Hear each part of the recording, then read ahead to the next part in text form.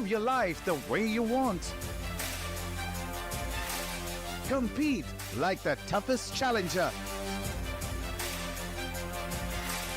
Dance like there's no tomorrow. Celebrate every second you are alive. Life has no rule books, but we can give you a stage. Hello and welcome to the OMEN VALORANT Challenges South Asia 2025.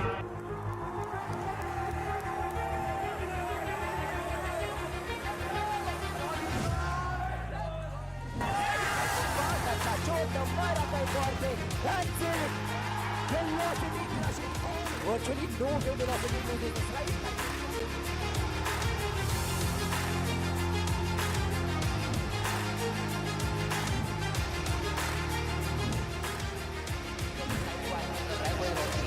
और हाथ में एक शरीफ angle ऐसा but bat है एक बड़ी unnecessary लगाई but tricky just pushing it down एक एक करके फ्रैग मिनट हमारा ने सिचुएशन कंट्रोल शुरू करी है लेकिन जी पकड़ेगा शाउट स्टेप के अंदर कैटेगरी एक परफेक्ट फ्री एक सेकंड में कामयाब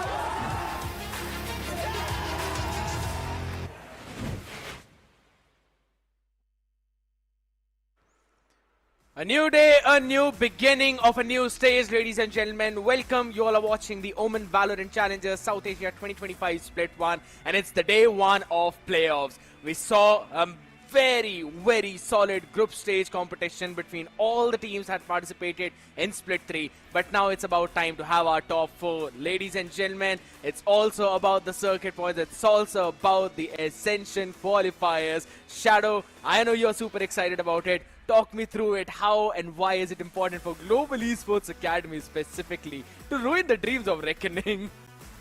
Oh, that's highly possible. That's highly possible. Let's be honest, even the players of Global Esports Academy did say that they can't take part, they can't qualify for the Ascension qualifiers because they are already a franchisee team, but they can definitely ruin the game for the players of Reckoning Esports or maybe some other team as well, because the circuit points are of extreme importance. And looking at today's schedule, the first VO3 is going to be between SATUL Esports and .exe. Both are those such teams which has shown tremendous improvement in their gameplay as compared to Split 1 and Split 2. The second VO3 is going to be between Velocity Gaming and Global Esports Academy. I am up for one more surprise today in the second VO3 scared. I am absolutely on for that as well, if in case that happens. So that's going to be the big thing, right? Big key word, if. But on for the first one though, since we're having a look at the playoffs bracket, it's going to be simple double elimination bracket just like how it normally happens. The winner will move on directly to the Split 3 upper bracket matches, while the teams who will move down to the lower bracket, again, will have to fight their own way. These are only to decide the rankings, by the way, Shadow, as to who's going to be the first, who's going to be the second. It's not even a double elimination bracket. It's a simple playoffs bracket. One opportunity to directly move into the grand final. So it's not just about having those extra chances. You lost those extra chances now all the way back in group stages. It's a do or die.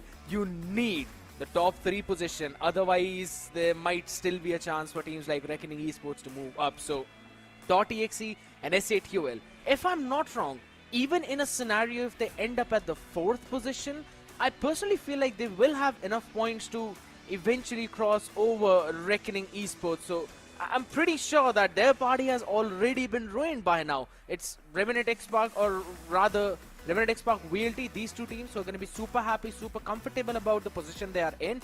But yes, SATUL and .exe, both of these teams really need this win. I don't know, fingers crossed. Your maths is much better than my maths, so I'm going to trust whatever you are saying. But I am all excited for today's matchup. SATUL Esports, looking at the lineup, Miz, King Kappa, Techno, Hawks, Helef. These guys have been so fantastic, especially King Kappa. If you look at the ACS of Miz as well, 221 ACS. But 22 first kills is something Miz is bringing on the table. And that is why SATUL is shining so much, because every single time Miz is able to get that first kill converted for the team.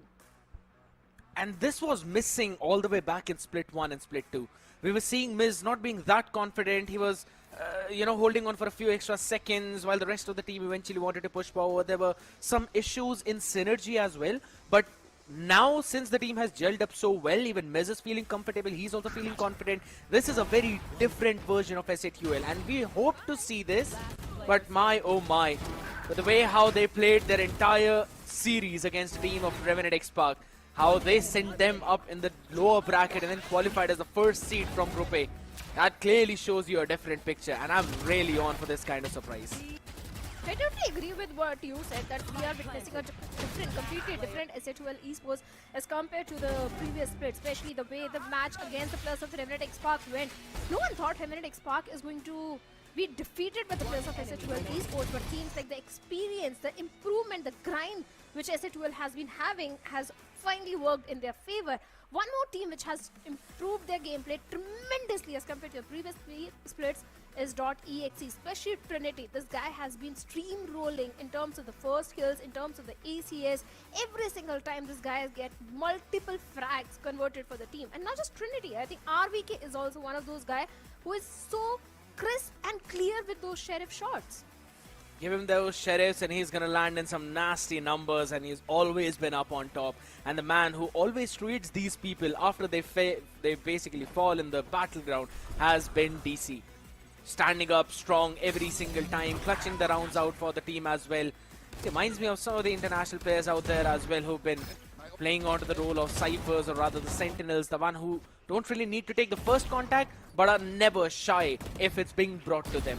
And then comes Machiavelli, the man providing so much support to the team with the utility, be it the smokes, be it his own Yoru, always on point, always there. I still remember some of the nasty lineups that he had on the map of Haven on the attacking side. And we saw that game yesterday against Asterisk itself. And I'm pretty sure if that kind of form continues, this series is going to deliver. And I'm absolutely on for a three mapper out here though. But since we're on this conversation, Shadow, you know, we always talk about what maps are going to be crucial for what teams. I'm pretty sure that I can say it with a very solid note, that both of these teams love to play on similar maps. That I agree, but they have to pick their best map and they have to make sure to ban the opponent's strength as well. Because if you notice, the map of Split is not that strong for the players of SATUL esports, especially against the players of Revenant XSpark. They had to face a defeat, and that too in an 8-13 fashion. So maybe the players of our opponent team can try picking for the split, but for the audience, we have something, and that is the quiz. And the question of the quiz today is, what's the total prize pool of OMEN VCSA 2025? $40,000 US, $50,000 US, or 65,000 plus US dollars, or is it 75,000 US dollars? All you have to do is just scan the QR code and answer the question. I'm sure my co-caster doesn't know the answer, and he's not going to give any hint also. Hey, come on, let me give them one hint, one small hint. Not it's allowed. It's a very basic Not hint. allowed. Shadow, Not come allowed. on. You know, Not one allowed. hint. Don't See, ruin the people, fun. I wanted to give you hint, people. I wanted to give you guys hint. It's Shadow's not allowing me out there, You though. cheated in the exams as well, seems Absolutely. I absolutely have not. By the way, it's 1.13 crore plus. Now you can do your math out there. Here we go. I am always the disobedient one out. But Shadow, yes, coming back to the main point of discussion now. Since you mentioned about them picking up their strongest maps while making sure that they ban out the opponent's strongest map. Haven, Lotus, both of these maps are the ones where these teams love to play. You call for the map of Split, Hoax has loved to call on that map. We have seen .exe as well, slowly and steadily rising up, picking that map up for them. It's all gonna fall down. I'm still pretty sure that we will see at least Lotus and Haven back into the action. What's gonna be the third map is gonna be the main key. If it's gonna be Ascent or Sunset or Icebox, because these teams have showcased their skills on all of them, but I think so Icebox fall in that same category. I highly doubt Sunset is going to be there in the map veto, because .exe is not that great. They lost against the players of Velocity Gaming on the map of Sunset and SATUL in the entire Split 3. They haven't played at all on the map of Sunset, and like I said, SATUL is going for a Sunset ban, .exe going for the Pearl ban, and Ascent is going to the first map, which has been picked by the players of SATUL Esports, and they are going for the defense first. And Split comes from the side of .exe. Your one prediction is true, by the way. Icebox is actually there. Yeah, and also Split, you know, I mentioned these teams like to play on that Split map too, so yeah, picking it all the way up too, but Ascend is again going to be the main key. Who has the better advantage out there? We have seen SATUL play on this map, and .exe have yet to show this map in Split 3. This data that we have is actually from the Split 2 itself. So they've got a 73% attack win rate, but defense is where they struggle a lot with the composition of double initiator, the breach Teho. But it's all in the past now because you can't really use that Teho. It's not really the viable option. So we might possibly see a few changes out there, while SATUL with this double sentinel composition, the deadlock cipher, I cannot stress enough on the fact of how well that deadlock was being utilized by SATUL. Yeah, the deadlock itself brings an X factor on the map of Ascent, and SATUL has been exploiting that agent on this particular map, especially those with sonic sensor, barrier mash, be it the ultimate annihilation. Very good on the map of Ascent as well, and Yoru with the dimensional drift has always given so much information. Sova is always the go-to initiator whenever it comes to the map of Ascent, especially with those recon lineups, shock dart lineups, and even the Hunter's Fury. I think it's one of the best initiator on this one. But let's see if SATUL is actually going to stick with the same composition, or are they going to bring something new? I don't think so they're going to bring in something new. I'm pretty sure that they're going to keep it all the way same. And the most important part about that is it is working really fine. They have got those ideas. They've got, everything that they really need. As I said, I've been really liking how they usually utilize this composition. Even against Revenant XSpark, that series was an absolute bonkers. It was going to an overtime after overtime. And Helef, even though his KDA was not really up in that positive end, but he still was providing a good amount of utility to the team. And if I'm not wrong, Shadow, even yesterday in one of the series, we saw the map of Ascent and we saw, a lot of those ideas. And I believe it was the first matchup of yesterday that we actually saw between Global Esports Academy and Revenant XSpark. That's also where Global Esports Academy was using the exact same composition, just a small iteration. We're playing on that Yoru. Now, since we're already on that discussion, the map of Ascent, we've been talking about it. .exe have yet to show what they're going to pull off this time around. And guess what? It's again the double senti from both the sides. Mirror composition. Exactly. A mirror composition coming from both the sides. Cypher for the lurk plays. Yoru as a duelist, one of the best agents. So, Omen, I think both the teams are on the same page. We can't say this team has a better agent composition, this team has a certain advantage. No, there is no any difference in sort of the composition. But now it all comes down to the play style. How you are going to execute this composition, how good you are with these agents. It all comes down to that, and also the timing. It's all about the timing. If you get a good timing onto the opponent player, things might fall in your favor. But I really want to know your predictions, Garrett. And please don't dodge the question today. Not really dodging the question though, I just don't want to answer. Come on. You know, every single series has been banger, Shadow, and we have been seeing upsets after upsets after upsets. So That's I'm pretty my sure. prediction. No, absolutely not. We're gonna start onto the similar train though. I know you really want to do that so that you can pull off that you jinx this team on the very last day. I do not want to give you that opportunity. Say that. Trust me, I won't. You're just finding an excuse. I really want to know which team you're supporting. I genuinely have no clue, Shadow, upon this. We have not seen .exe with this composition. And if I'm really looking at the history, I think so SATUL should have an advantage in this map. I don't really know about the entire series though, but since we're on that topic of this map, pistol round is where we start things off. Well, you won't give. I'll give my prediction. A 2-1 in the favor of SATUL is what I'm hoping today. Oh my god. For now, the players of .exe going all the way towards the mid. And I like the approach of SATUL Esports. 2 players all the way towards E, 2 players towards B, 1 player somewhere towards the mid.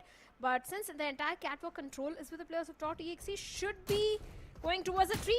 The fake boy goes in on the back of it. Makavali finds the timing on to miss. How did it happen? The players of SATUL were aware about the move of .exe, and despite that, Makavali gets a perfect timing on to miss. That was a very good peek. Went in for a wide as well. Right now, DC is holding down for this push. Ready for hooks. Quickly gets that pick as well. This time, DC is playing on that Omen though, by the way. And it's RVK on his Cypher, but DC is still holding on to his tendencies. He's the one who's holding on for these kinds of pushes. Even last time when they were playing Ascent, we saw DC being the one who's constantly holding down for those push. Over there. Right now, been executed over towards the B side as Helem finds himself in an awkward spot, but King Kappa Down B. holds down the angle of lane, and Techno as well has a perfect opportunity while DC was not focusing on him. It's brought it down to a 2v2 though, but not the best weaponry. Techno with the Ghost finally picked up. Bit of a shift damage out there. Still got a Ghost on the other side, so it's gonna help them out at least in a bit of a mid-range fight, but it comes down to those classics in the hands of Trinity. Close range right click's gonna be problematic. Paranoia going out.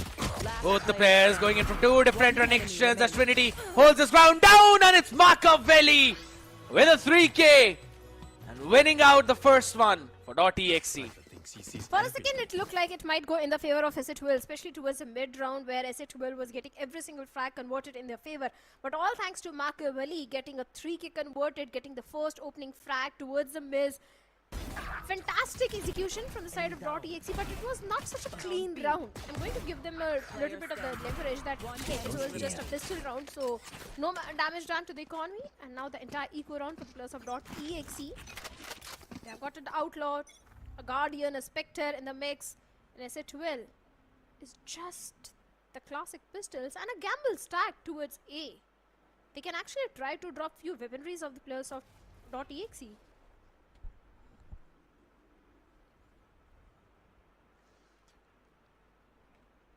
With this full club up outside of A main, pretty sure they can try and drop more than 2 weapons.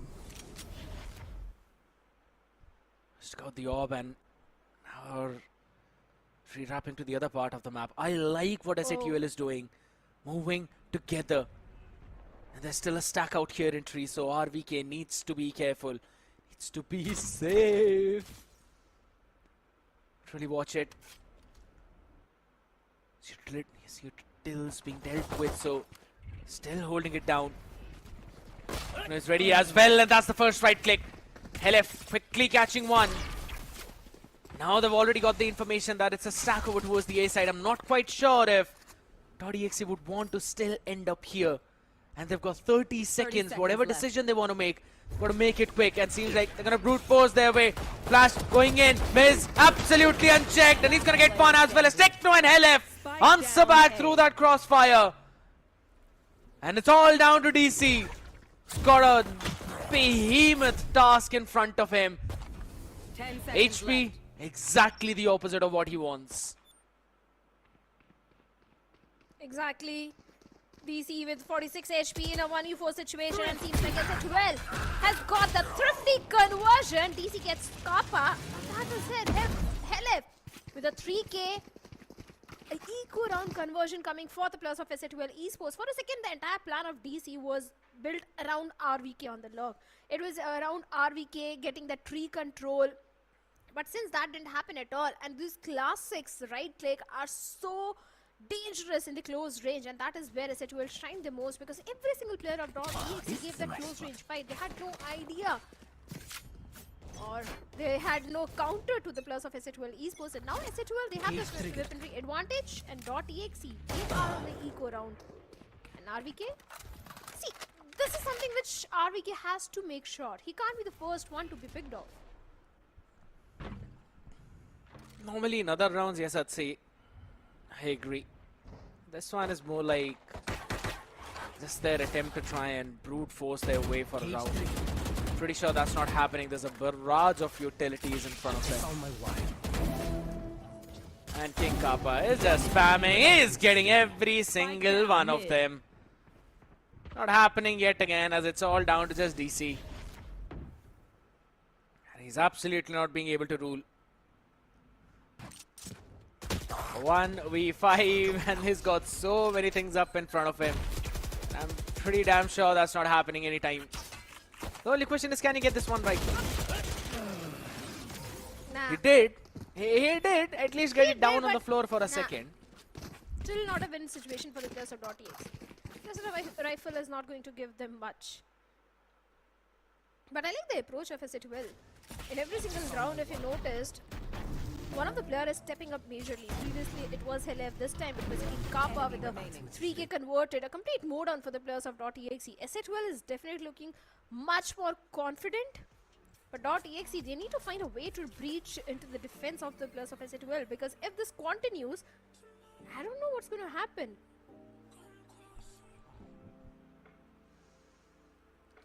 And that's probably one of the reasons why this technical pause is going to be a bit helpful for them, maybe. At least they can have their own discussions and maybe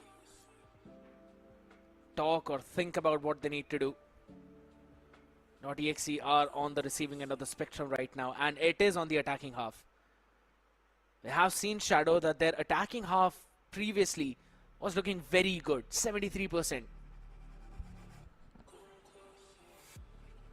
But this is going to be an important round. It's a full buy round for DXE, so they can work around the map, which we have seen them struggle a little bit, at least in the early beginning. That includes Kohli as well for his own performance. 0-3 start, not really the best one out of here. We have seen this guy to be the main key factor for .exe's success as well, in terms of those trades and everything.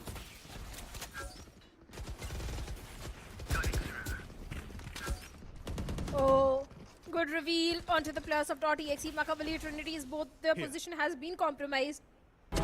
You're done. And the shot as well from the side of Miz. Miz has been so fantastic and flawless with those operator shots recently. But RBK also answers back by getting a King Kappa. And the entire Spike defense down of the mid is a little bit weak now, and .exe can definitely try to exploit the mid, but they need to be careful from the side of Techno as he has got the entire catwalk control and finds the timing onto DC as well. Beautiful one on the back of it now. The B side does look a little bit weak, but you can't really say a lot. Don't have any utility to try and force Miz off this angle. And that's going to be a very slight shoulder peek, Miz. That was a tough shot to hit. Another shoulder peek to try and bait out another shot. Now both the players, and no! Angle kind of. RVK gets one, but there's still two people up in front of him. Have retrieved the spike. It's going to be forced off the angle, at least for now, though. Techno hops in as well. There's a shoulder. But RVK sees that, but he can't do anything about the death incoming. You can now technically say, Shadow, that SAT will have converted the bonus round as well in this half, and you can see the smiles tell everything. Miz, this guy, I remember Miz was not able to get those operator shots when last time SAT12 was playing in one of those maps, but after that the way he stepped up seems like that momentum is still steamrolling for him, and now he has got the dimensional drift, neural theft towards the side of King Kappa. Annihilation is also there. There is a strong possibility of a fourth round coming for the players of SAT12, but .exe is known for those thrifty conversions only and only if RVK gets the value, and if RVK gets continue to get picked off in the first place, I don't see that thrifty conversion coming from the side of .exe at any cost, and they don't have any major ultimate also to pair it up with, which can become a win condition for them. They only have got the Annihilation, and from the shadows, neural theft in the hands of RVK can still be the game changer, but for that he has to get one pick. Markavali, just look at him. Oh. The entire market control has been noticed, but Techno gets a timing onto Trinity. Lovely pick, first one. And again, the patience of Techno, constantly just strafing towards the left side as well, not really crouching down and committing to the full spray. Mechanics, yes, that we normally don't really see. Oh my goodness. Lovely shot from Techno. Snappiness, absolutely impeccable. 3 out of smoke and is able to take one more down. Gets a 3K for himself. As DC is the only man. It's something on the other side, and now there's a paranoia up in his face, fully blinded. And SATUL will secure their fourth one. No difficulties here. Well, .exe was in the eco round. That was bound to happen. But now is going to be the main round for the players of .exe. They can't afford to lose one more buy round. If they keep losing the buy round, I think it's going to be a one-sided domination for the players of VCT Esports. They still need bare minimum of 4 to 5 rounds in the first half. And now they have got the neural theft. Even dimensional drift is also just 1 point away. So this is their best possible bet this round to stage a comeback, and that is why the timeout has been called to discuss with the coach that what sort of change they need to bring in their strategy to get that second round on the board. This time, Techno 30 having that entire market control, giving individual fight to the players of VCT Esports was something .exe should not have done at all. It was only one player to the market, and all the players, they just gave individual fights.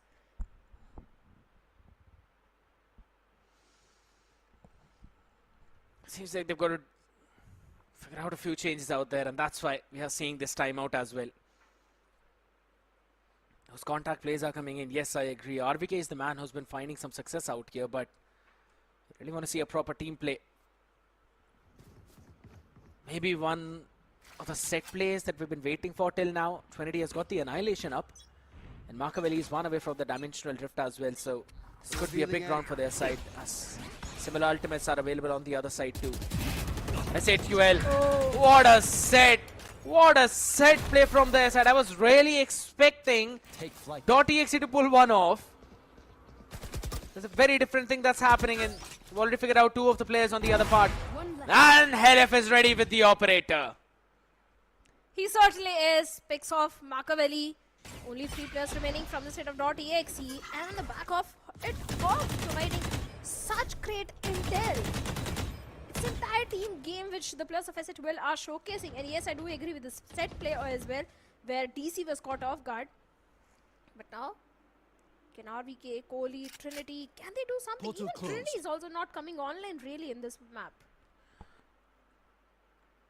Probably the first map jitters. Or it's just At the fact this that it's a map pick of SATUL, Shadow, and we have seen SATUL preparing so well. .exe probably didn't really want to take it on the map of Haven or Lotus. Lovely shot from RVK. Anticipated Techno to be pushing out of there. Now they know that they don't really have the spawn control. There's the Annihilation now being pulled off. Can you catch one? LF and Hook say absolutely no. That's a big ultimate off. As they quickly shut down the retaliation of .exe. SATUL are looking revitalized.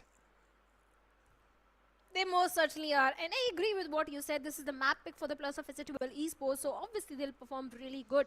But .exe can't afford to get thrashed on the map pick of SATUL Esports. They have to give a good fight. Only then they'll have confidence for the upcoming map of Split, which is not one of the strongest maps for the players of SATUL Esports.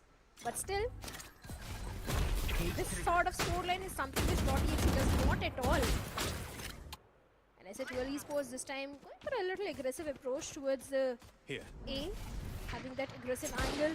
Makaveli once again going for that mid control, but look at the position where Hawk says that Aldron is going to give so much information. Finally, the info has been passed on to the players of SATUL Esports.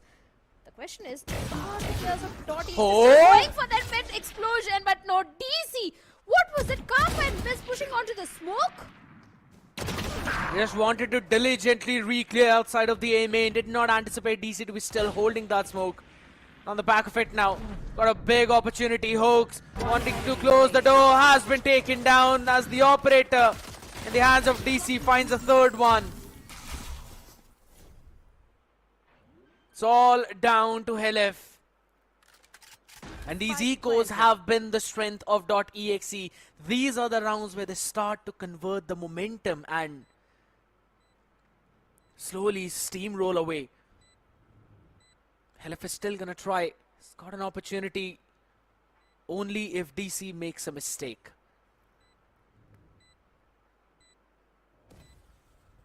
I don't know, man.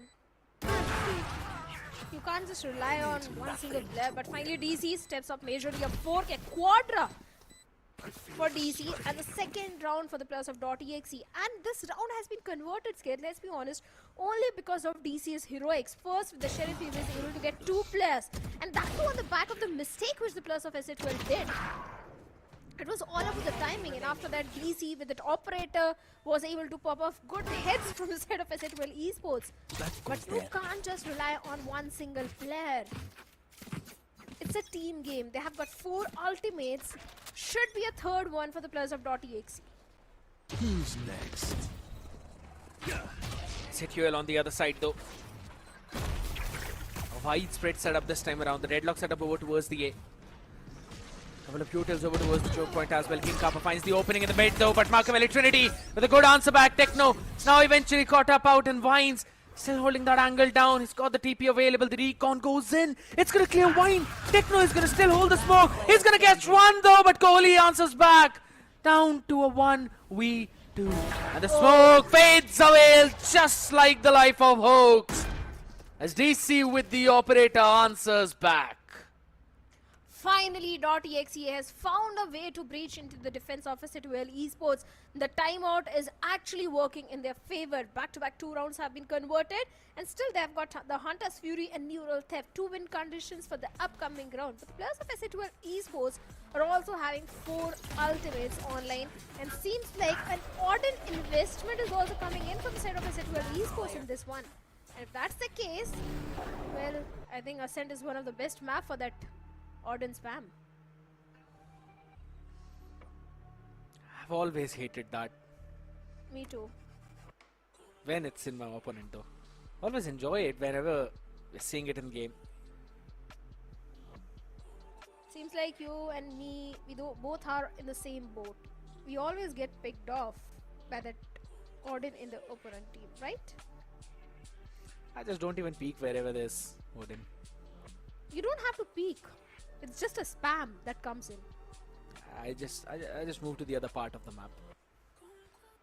So yes, I still just want to avoid it all the way there though. But SATUL on the back of this timeout now. Gonna try and bring their second layering. Gotta finally pull their changes up because they have been getting caught off guard with those executes now. They've been losing some of that map space, and again, it all started on that round number 7. It's another operator being brought in. Miz, hold down mid. Oh, Recon still revealed his position out there, so a small shoulder peek from Trinity was able to bait out that shot. So now that map space has been taken away from them. It's an oddly similar setup like the previous round, Shadow, but there's a bit of a difference. Now, the sonic sensor that is outside of the tree, it was previously placed inside of the tree. Deploying drone. And Helif is ready to take the fight on the back of any contact there, so Time to jump. sends out the Revenant as well as Machiavelli. So eventually caught in it. There's a couple of tripwires, a very deep one in B for King Kappa, and then towards the mid. The flash goes in. A good recon. On the back of it, the Hunter's Fury also comes in. But not much value. Nothing to that Hunter's Fury. He's got 3 tags in total though. 3 Tag players is on there, 70. We have seen player clutch 30 in seconds 1 left. HP also scared. Yeah. Don't forget that. And SATUL are also not forgetting that all they need to do is just get that first one now. Sends out the Annihilation, catches one more, but DC with the op. Answers on the other side too. There's only 10 more seconds remaining on the side. And there's Miz, who's holding strong with the weapon swap. All down to just 6 more seconds. They've got absolutely no chance but to go for a plant, as Hoax will even deny that. And SATUL will clutch out that round after the timeout. Yeah, the timeout actually worked for the players of VCT Esports as well. It was entirely a miss show. First with the operator, after that with the shorty, and the desperation, they even invested the neural theft as well. Nothing really going in the favor of the players of .exe at this point. But now King Kappa has got his own neural theft available.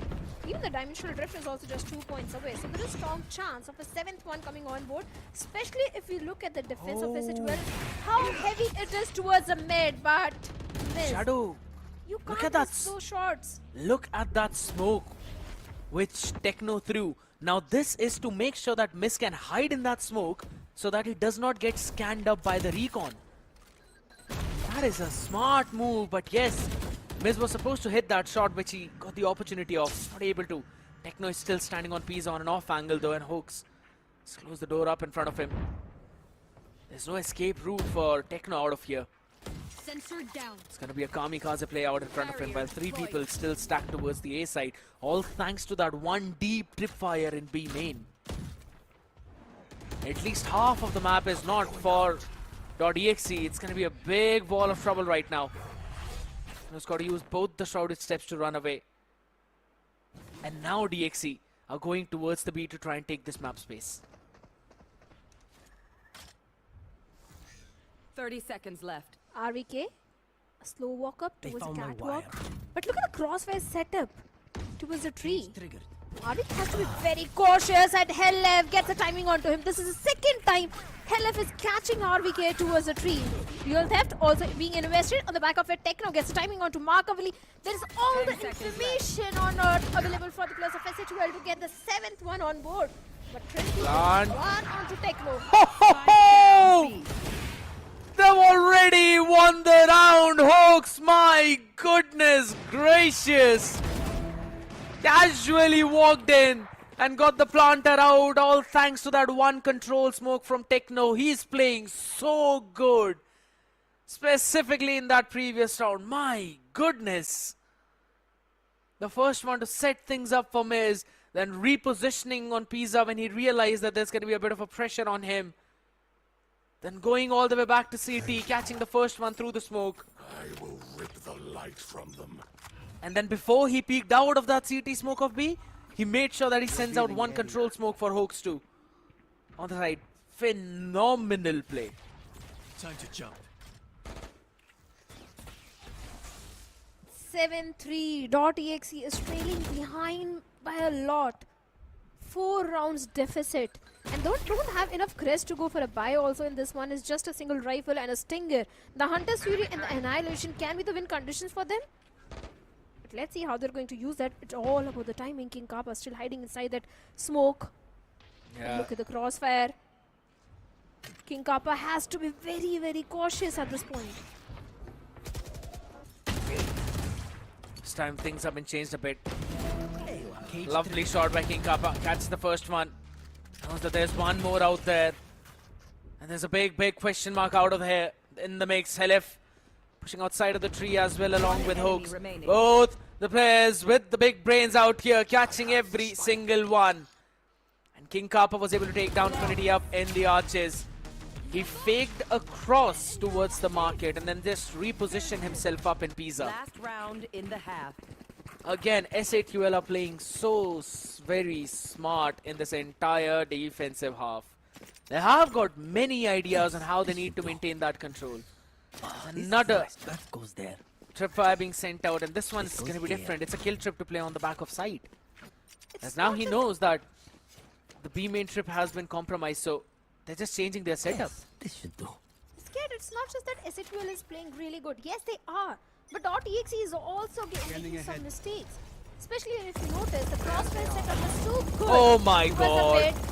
But giving individual fight to King Kappa was something that should not have been done. The trade game should have been there, but that didn't happen at all.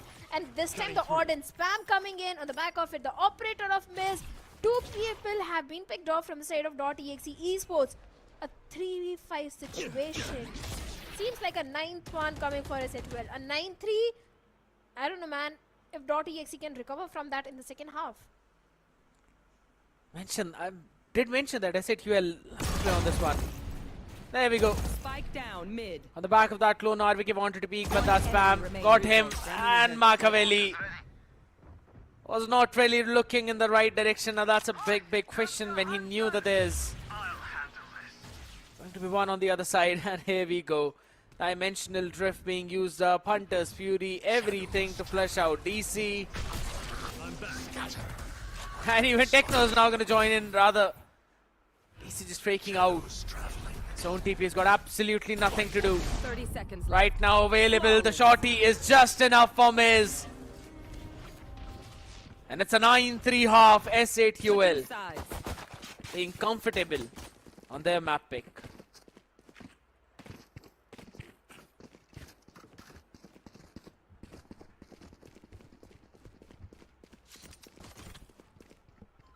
That goes there. We'll have to wait and see now how this eventually pans out.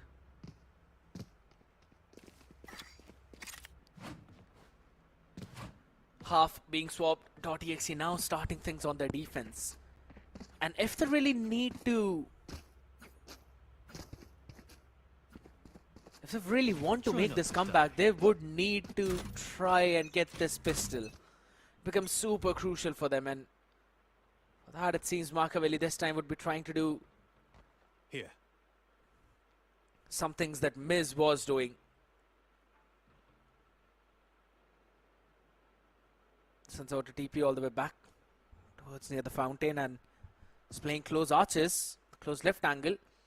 Kohli figured out here though, but Helef runs it down. Still able to catch one, and Hoax is ready for the push out of tree. Absolutely phenomenal read coming in from S8UL though, but RVK still able to answer back a bit, at least right now. Needs to reposition. Cage triggered. And King Kappa, since his camera was not really broken out there, rather still got his camera available right now. He will keep on popping in and out of that to get all of the vision. The recon to clear out. Enemy The remaining. arches out here. RBK is able to take one though, but nothing apart from that. King Kappa, good for that trade. And it is the pistol round now being stolen away by S8UL. Reaching double digits Here. and probably ruining the hopes of .exe as well. Just a sheriff being brought in for RVK.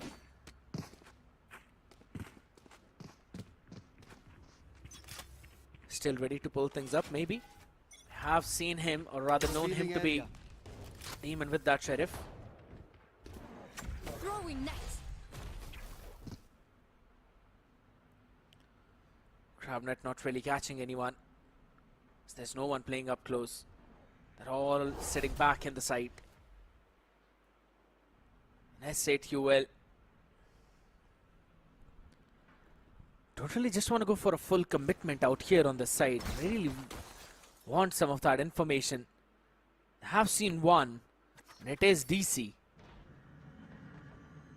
And it seems like they've kind of figured out that this would be a stacked side. It's better to go towards the other part of the map. And King Kappa has been taking so much real estate. He can eventually start his own brokerage here on this map. He's got every single bit of information that he needs, and it's a full push down towards the B side from Market. It's absolutely empty side apart from just RVK being there, and it's got nothing to play around. 30 seconds left. Every bit of util being thrown at his face, and also now a sonic sensor out. King Kappa ready to stop the rotation as well, catching two of them. It's going to be crouched down though, Trinity. Planted. It's good with the adjustment, but one is all he gets. As the man who was supposed to start it all is now getting ready to end it all. He cannot even do anything now. He's just caught up. It's basically a jail for him. Can't really move out until and unless One enemy remaining. the ball goes away. It did, but only to bring the Reaper up in face by the name of Hoax. 11-3. They're only human. Why does this remind me of something international?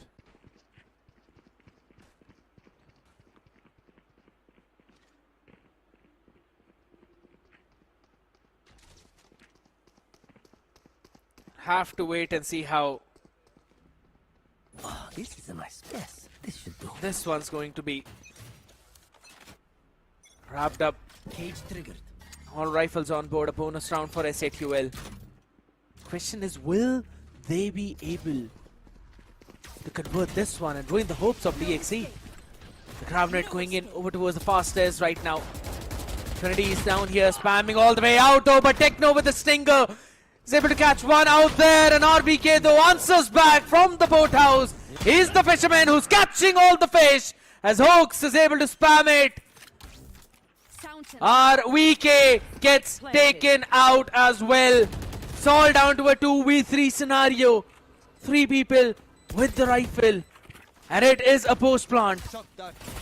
Helef and Hoax standing up there. 2 up against 3. Helef ready for the shot, lands in perfectly, and it's a good combination of 1-2 punch. DC still survives as Hoax is able to answer back. It's down in the hands of the Yoru, and a wall bang to deal the 20 HP. Hoax has got the Hunter's Fury, and it's all over. He's probably gonna buy enough time now as he gets in the tag. Maka has to stick it all the way. He'll be able to land in the shot, but does he have the time? He absolutely does. 0.23 is the difference between the 4th and the map point. Incredible performance by Maka right there. So necessary at that very moment. He knew the Hunter's Fury is gonna come up, but the fact that the first Hunter's Fury didn't tag him enough. Oh, Makaveli, the timing was such precision.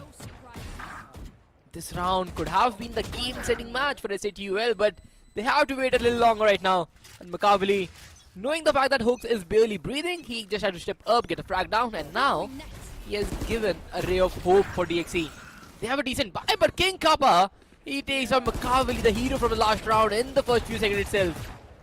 Because they did not carry any major rifles for the next one apart from one, so that's a good anticipation from SATUL that the other side will be on the light armor, so that Outlaw is going to provide a massive value. It's not just the in first the time. past, Yeah. exactly, the King Kappa has been the guy who keeps on buying outlaws after outlaws. Right now, he wants to Oh deliver my the God. shot, and he will find it. I was just concerned about RVK, but he just cannot anticipate the fragging power right there. And now Trinity is stuck in a no man's land. He's trying the grab net on the faces, and DC with a good cover fire. He takes one down, 1 frag each, and now King Kappa, he spots another guy with the triple. The Outlaw Demon reigns supreme right there. A triple for the team already. A 2v4 remains for .exe, and the Shroud step is missed. But King Kappa is there to control the damage. 12th round on board. The map point is on the line. And .exe, a surprise factor in the playoffs. They are not having a good start. They were only able to save 1 and nothing apart from that, so yeah. .exe right now are having a very difficult start, and my question is it a bit too late for them to call in this one timeout as well? Because this is I the guess last so. timeout. And it's coming at a 4:12. Like, what do they have? Something that they can discuss now which they could not See, for 4 or 5 rounds prior. from DX's perspective, the first half ended 9-3. In the second half, you already have a halftime talk where you talk about the pistol round. You lost the pistol, it was already the 11th round on the board. Then 11-3. The next round they won. And then it's like, yeah, there is no need for a timeout right there. And it's just going haywire. So they didn't have enough round in the first half itself to call a timeout in the second half. That 9-3 swap and then losing the pistol in the follow-up half, it's just not going in their way. They have called it just to calm down the mentality, just to think about, yeah, not a map peg, we can just get through it. Maybe just try something different here and there. Kohli, just get your frags back, get your confidence back, because you will be needed so much if you want to get through the series, and all the pep talk from the side of RVK. But that's about it. It's just about motivation rather than converting the map, because the weaponry they have does not matter how good you are in the game. This weaponry will never be enough. I agree. Oh, hold on to that thought though. This weaponry would never be good enough. But it's .exe we are talking about. The fact that they are not the same DXE who were playing yesterday. They I were hitting agree. headshots after headshots. And today, Kohli is sitting on just 2 frags in 16 rounds. So that's a different type of players. And Oh my Trinity just losing God. out the shot, the paranoia exchange, and Techno. He does not care. He's just shouting, stepping in the side. He has the control of the entire tree region. 1 frag after the other. Enough information. The side has already been compromised. And .exe, all they can do is just await the inevitable. I don't think so. They'd have to wait for that long as well, because Spike planted. now it's all the players just dropping down from heaven. Can't really go in from Decoy. the window, because look at that. There's a nasty barrier mesh in their faces, and then there's also a sonic sensor to top it off. And Hoax is also playing outside of the tree, so they've got absolutely nothing apart from just one avenue to try and flush all people in. And Miz is ready to hold it down for his team as they wrap it up quick. And S8QL will get a comfortable map win on their map pick of Ascend. You talk about preps, I hear S8UL. Sheer class performance from their side, no problem whatsoever. Anything they could have dreamed of, they have delivered, and it is a dream for Hellranger, a coach's dream.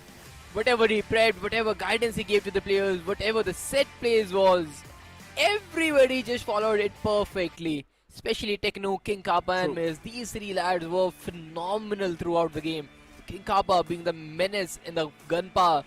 Techno taking those frags where you won't expect an Omen to swing out since he's a solo controller. But Techno, he's so confident with those rifles, even with those Guardians taking the players down. He knew he can get the frag and making sure that he delivers at the most crucial match of the split 3. I 100% agree. I mean, to be honest, this Techno that we were watching today was entirely different from the Techno that we have been watching since the previous group stages as well.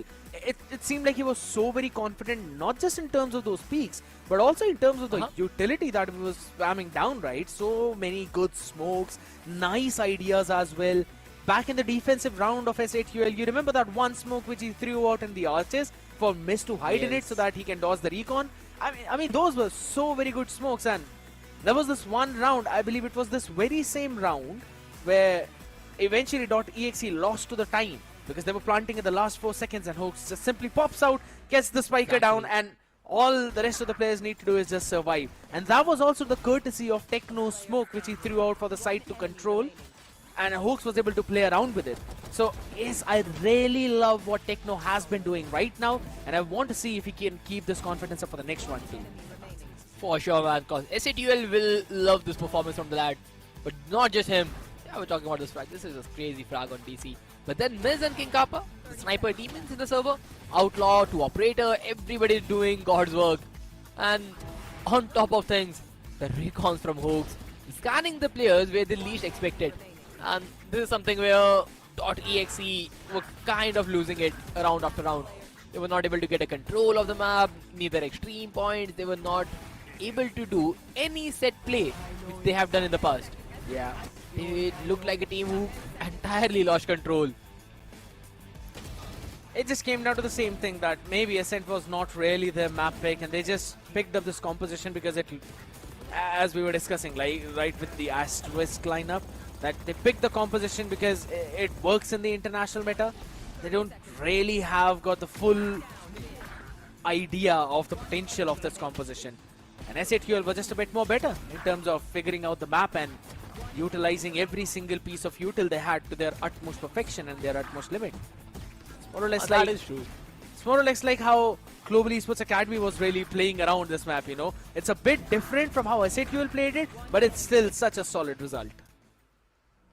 Oh yes. Like, kinda agreed on that part because they had the same ideas but the executions were just not there. The composition was similar, but overall the structure from S8UL was way better and refined. And one of the reasons was King Kappa. 19 frags, 287 ACS for first players, completely delivered whatever the sentinel duties was. Absolutely perfect on that. And the fact that he's got 4 first skills, if I'm not wrong, at least 2 or 3 of them have been on RVK. So it's like the rest of the team for both of the lineups is sitting on one part of the map, all 8 players, and then there's King Kappa who's lurking around the same part of the map where RVK is. And King Kappa was just better. It clearly showed up as well. He's been one of the big pillars for S8QL for the success too, and it is showing up perfectly. .exe only able to convert 3 rounds on their attacking side. That's the reason why we saw that 9-3 half as well. S8QL only needed to convert 3. out of the 4 in which they got the spike planted. But the fun fact, Spartus, I know you can pick up your jaw off of the floor as well, because it's 15 freaking first kills for S8UL. 17 rounds played, 15 first blood, so that speaks volumes of what this team was doing. And overall, they were completely the better side, and .exe, they had no clue. They have not played this map in the past, an entirely new ball game for them, and again, something new was not expected, not prepped enough, and that works out. But overall, the individuals were the one who was struggling the most. Kohli not able to leave his mark, Makaveli had a few good movements here and there, but nothing to be solidifying. Trinity was trying deadlock, I suppose, not good enough with the utilities. The players who were sticking with their old generic roles with RVK on that cyber was there in the server, but nothing to turn the course of the rounds. Yeah. But hey, not our map pick. We let it go. That's got to be their own mentality as well to brush it off right now.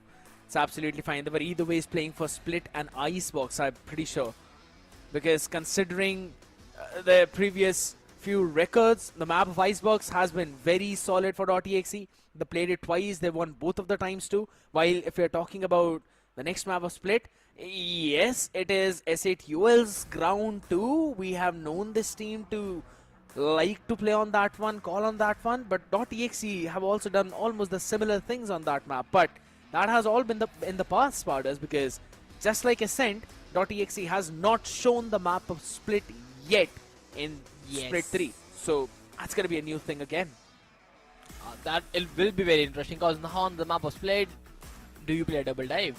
Do you play a double senti yet again? What do you prep? And on the other side of S8UL, they have played Split a lot. Yeah. They were the ones who played a double dive composition, and they were able to get a 13-4 victory the last time they played against, I guess, Global Esports Academy, or 13-5, something on that line. So it was a fair share of victory on their part. So they know what to do on that map. They have done it in the past. But can they do it again? Will they close the series to 0, or will DXA strike them back? We'll find out, but right after a very short break. Here we go! What's this?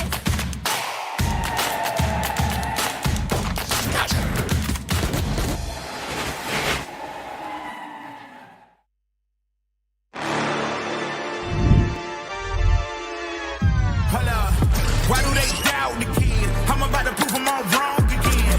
I got a low tolerance, cause they don't even know what the problem is. It's me.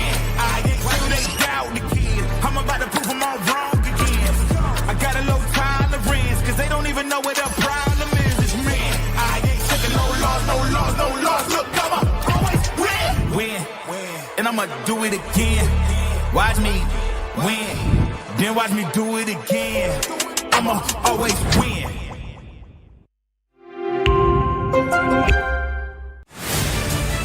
To live your life the way you want. Compete like the toughest challenger.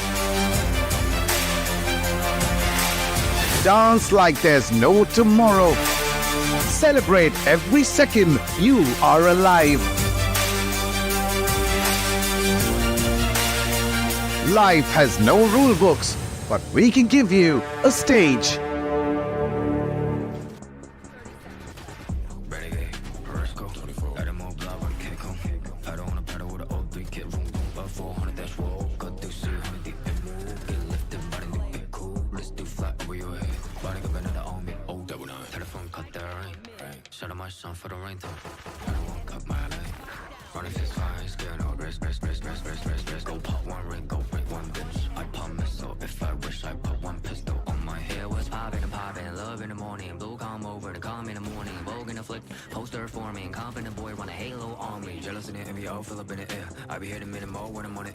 So pitiful, wanna be my pet. Oh well, good boy, catch a bone on the stair.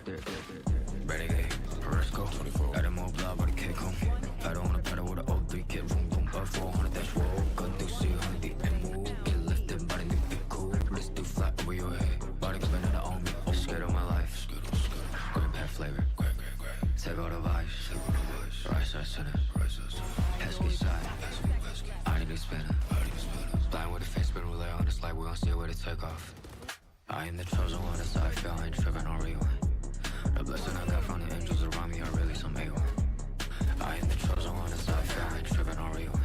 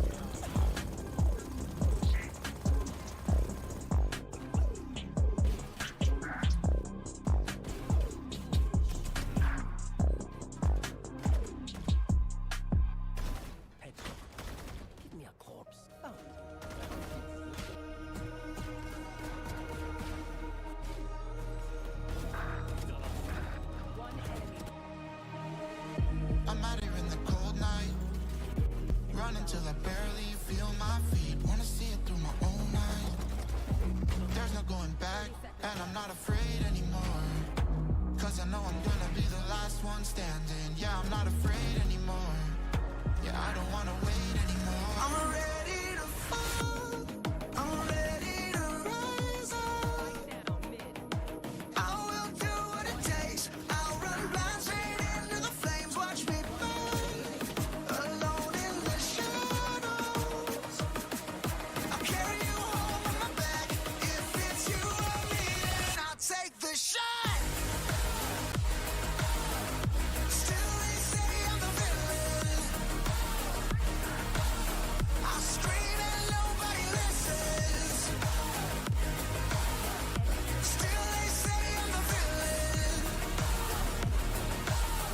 Too bad you can't take me down. See that I'm surrounded by predators. It's critical, they got me in my element. It's dirty how you trying to keep it elegant. Keep my eyes open wide when everyone around me is an enemy. See my life cross my eyes. I'm ready to fall. I'm ready to rise up.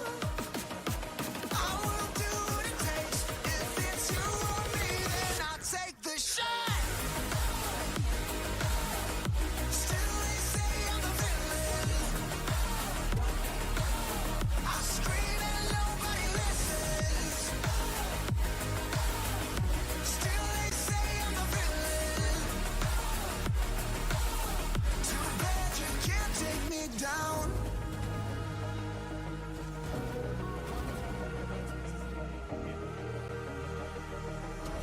Too bad you can't take me down.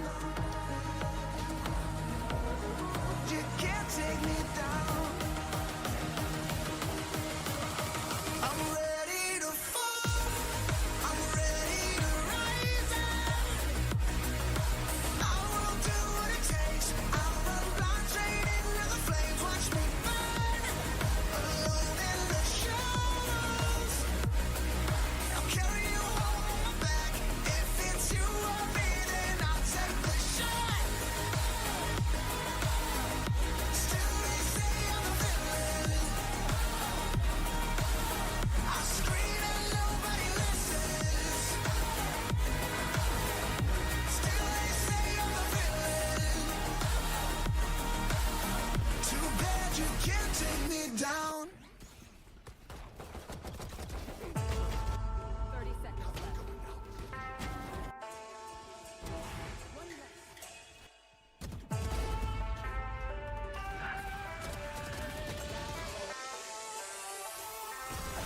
我的精神也很顽强，你掌握不了我是宣扬，天空变幻莫测，金矿让人沉思，快失败了你也都没办法，你的安排像灾祸，在我看来你帮就无奈，你们胜利也不受崇拜。I'm a great, I go way, popping, paving my way through the smoke and the flame and the cold and the rain. Yeah, you wanna be me, but I stand out. You on flat earth, looking at my cloud. Standing tall through the test. Standing tall through the test. 我的精神也很顽强，你掌握不了我是宣扬，天空变幻莫测，金矿让人沉思，快失败了你也都没办法，你的安排像灾祸，在我看来你帮就无奈，你的胜利也不受崇拜。Standing tall through the test. Standing tall through the test. 你看我的 set 就知道我的团队在团结。Team is the best， 他们值得 respect， 我们之间有巨大的差别。连我妈妈也叫我永远的神。我一回家，她说大儿子你很 tough， 一直不带不能被取代，比我更努力的人也不存在。到手的起来和颜色乃直接出了那真的舞台。I'm great, I go way, pumping, paving my way through the smoke and the flame and the cold and the rain. If you wanna be me, but I stand out. You're on flat earth, looking at my cloud. Standing tall through the test.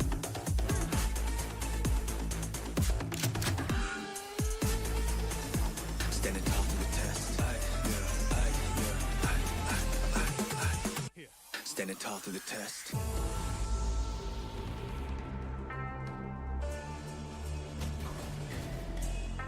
我的精神也很顽强，你掌握不了我是宣扬，天空变幻莫测。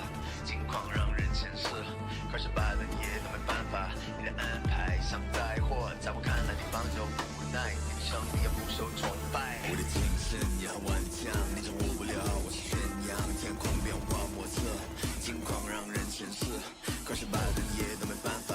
你的安排像灾祸，在我看来你放着无奈，你的胜利也不受崇拜。Stand tall to the test. I'm a true to respect. Standing tall to the test. I'm a true to respect. 精神也很顽强，你掌握不了我是宣扬，天空变化莫测，境况让人牵涉，可是败了你也都没办法。你的安排像灾祸，在我看来你放着无奈。Now we still go ape, hey.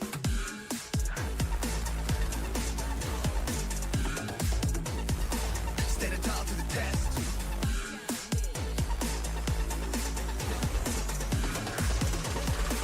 Standing tall to the test.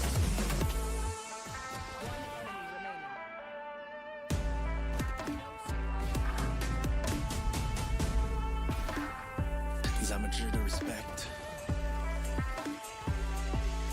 Standing tall to the test.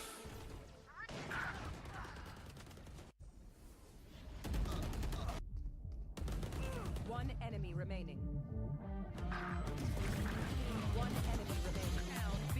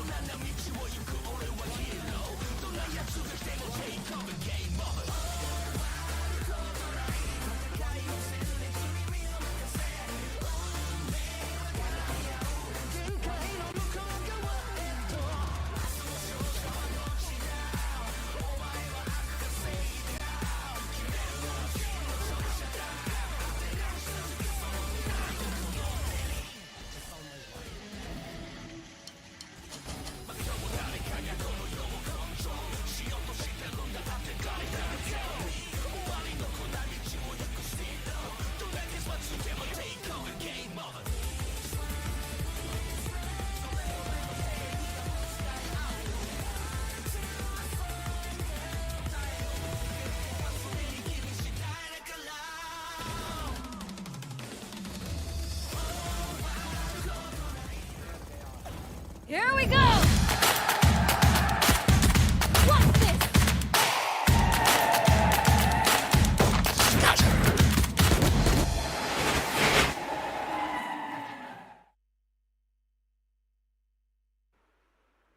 That was an absolute main character energy song out there, and probably that's gonna fill what .exe is left out in the open in their void, because this is their last chance to try and move through this upper bracket and directly move to the grand finals, because it's a do or die for them. If they win, they're probably gonna enter in the top 2 by pushing it to map number 3. If they lose, then they'll be dropped down only to compete for 3rd and 4th place. Ladies and gentlemen, you all are watching the OMEN VALORANT Challenger South Asia 2025 Split 1. This is the first semi-finals between S8UL and .exe and Spardas. S8UL have got a behemoth lead.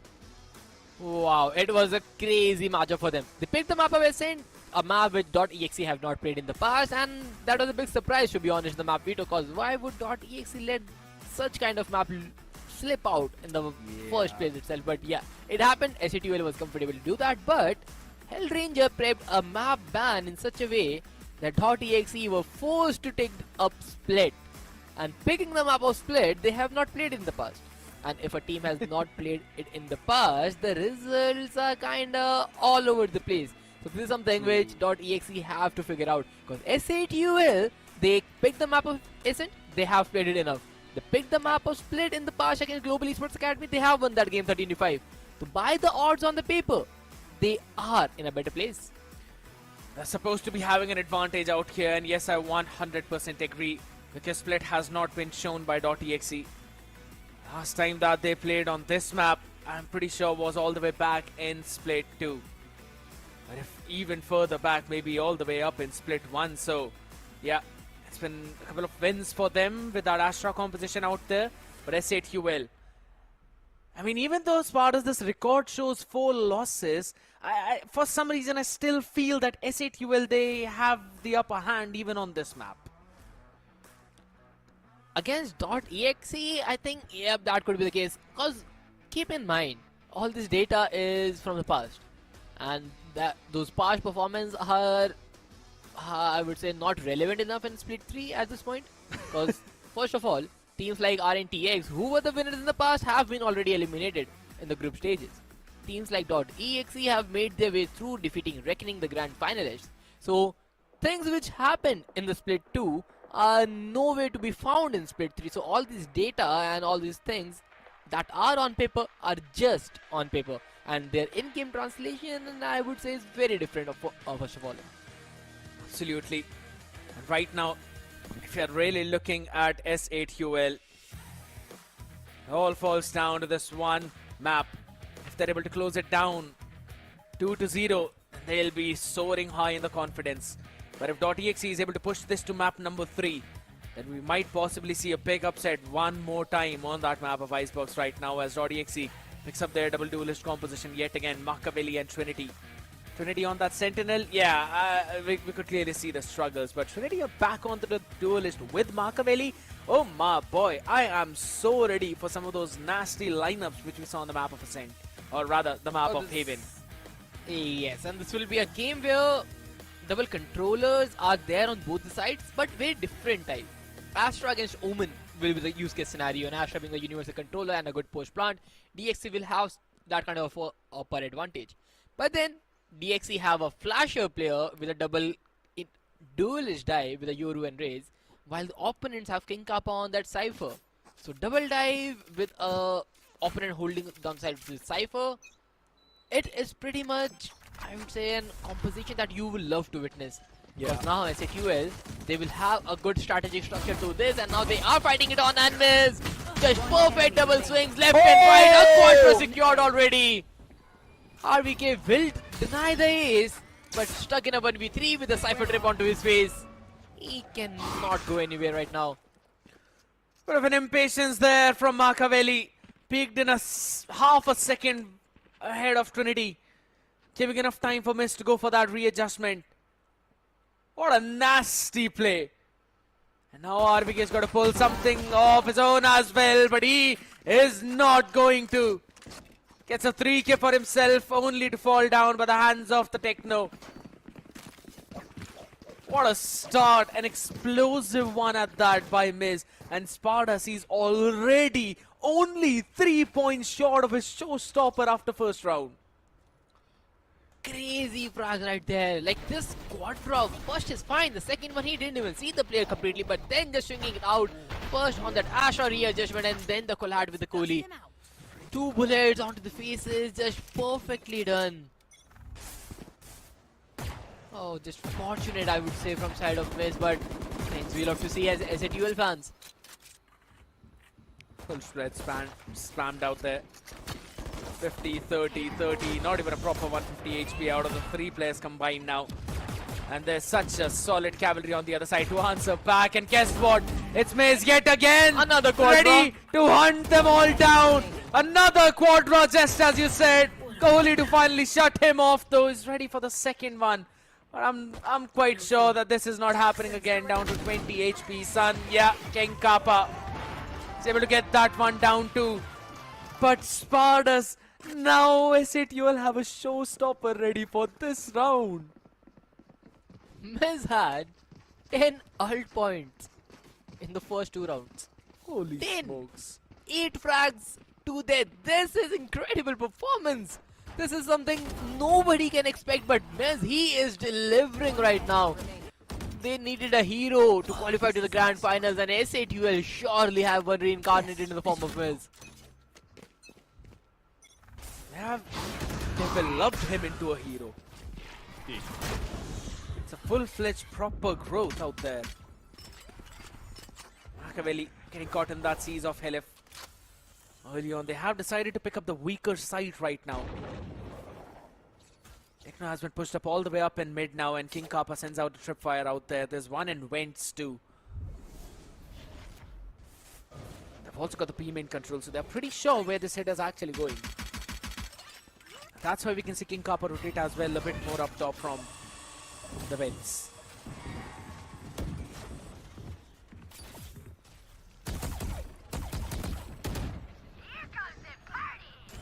Just look at this. Holy smokes. He has the perfect timing. Oh, but RV Infinity, they find the frags.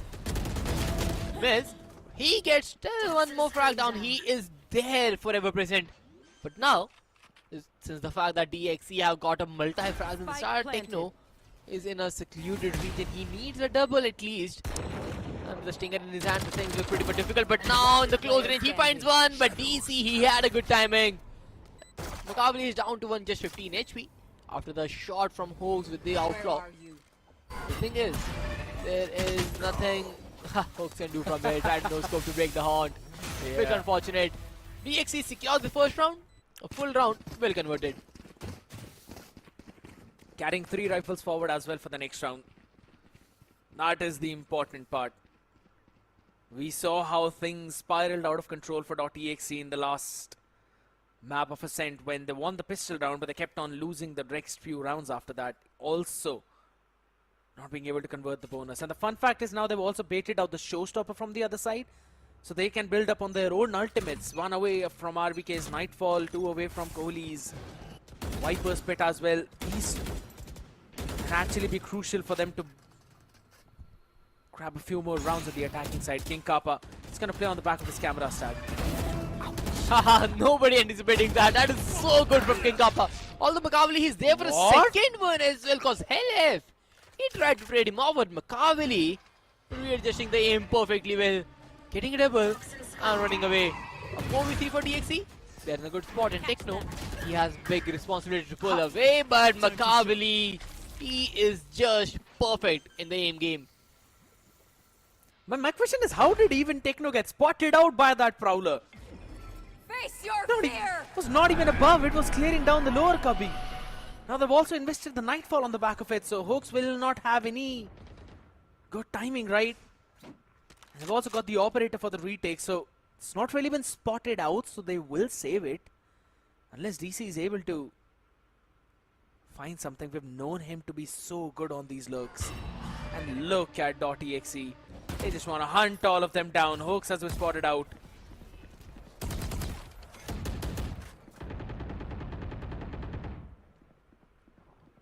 One enemy remaining.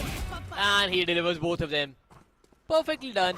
Nobody even checking to get the trade, or maybe just save the weaponry right there. Astra, being a lurker, they're not even allowing SATL to save those rifles. Absolutely. Now, they just have sheriffs. Despite the fact they had a showstopper in the third round, SATL are not able to capitalize on any of these things.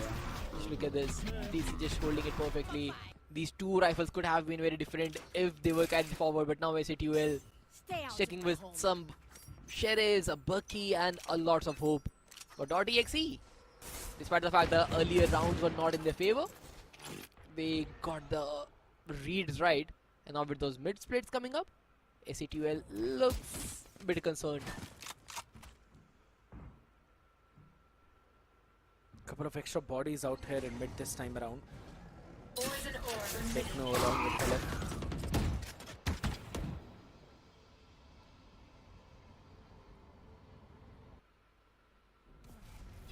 I like the patience from .exe right now. They're just holding it down. Last time they lost to one of those thrifty rounds to SATL. So this time around they're going to try and work around the map. Mid, not really the best place, but they still make it work somehow. Breaking open both from vent as well as the mail room. All gonna go down over towards the B heaven now. It's a B split, so King Kappa's got a lot of responsibility, as Hoax will have to give up the space. Can't really face all of those big rifles out there. King Kappa eventually gets one, but there's just too many angles and too many people.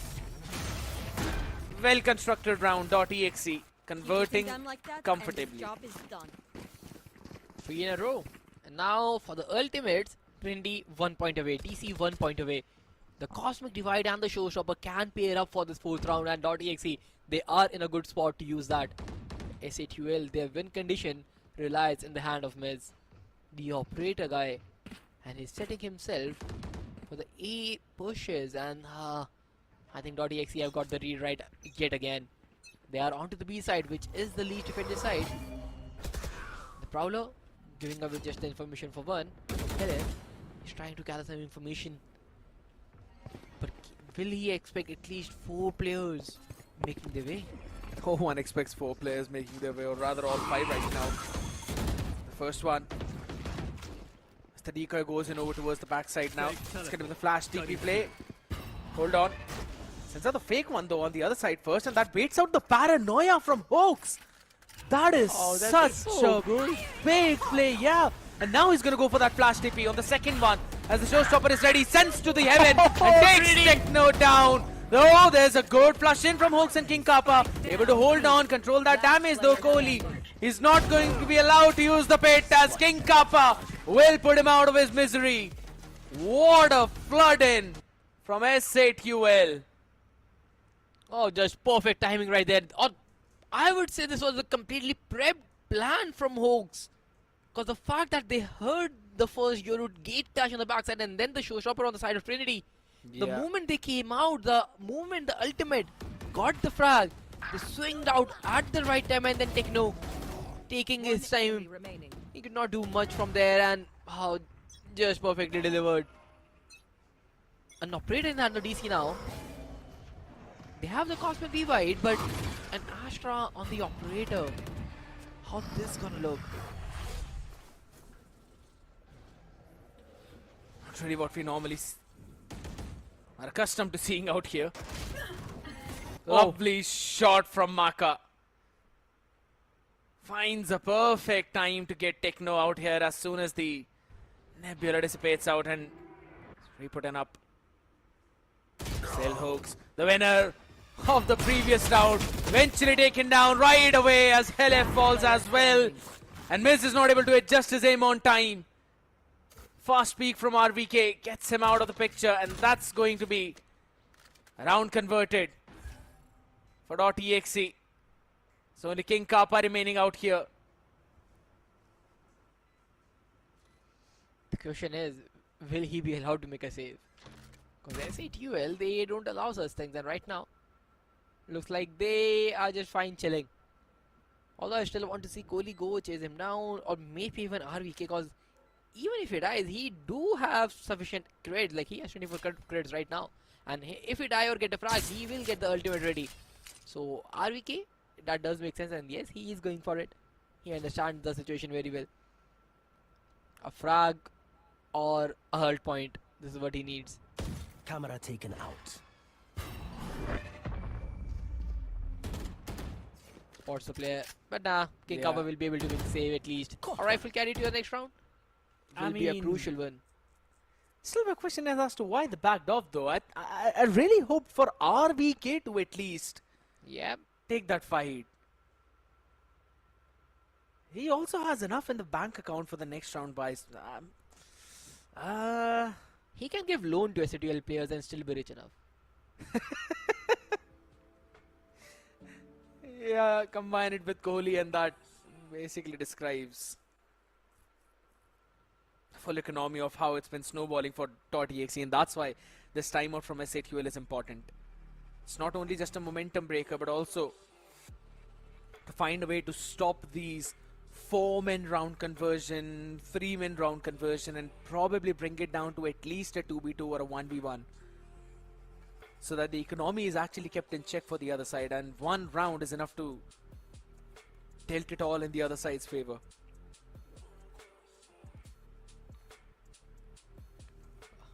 Let's see what this timeout is going to change in SATUL's department. So the thing is, despite the fact that they were a team who had good results in the past on this map, especially against Global Esports Academy, so they had the good ideas and everything. 11 Hoax have shown some crazy clutch potential with those sheriffs, and right now this is what they need again to make sure they enter the grand finals. Right now DXE, they want to take us to a third map, and they are going really well. They lost the pistol and the anti-eco, but after that, consecutive rounds for them. And DC is still with the operator, just walking in. They have a seize combo, will not work out. DC swings out perfectly, caught Miz with his utility out and just not the timing Miz thought he would have to face. It's only, of the seize nades, it only came down to just a seize. No combo, DC pulls it off. They're just maintaining that control though, RBK. Down A. It's a bit up ahead of the curve though when it's King Kappa. And they've got the spike control down. And a big weaponry upgrade as well. Now that wreaks problem for .exe. Techno can hear them. They exactly know where the players are, and Trinity, he needs to make a big play. He has a satchel, he has a pin shield to flush them off, and now Techno, he has a good timing there. He can just go ahead, get all those frags. They cannot hear a thing right now, and Techno finds one, and he will get the double. A thrifty for SHUL, a round converted for them, making the score equalize yet again. And it did not even come on the back of any set play or anything like that. It was just a sheer mistake of .exe.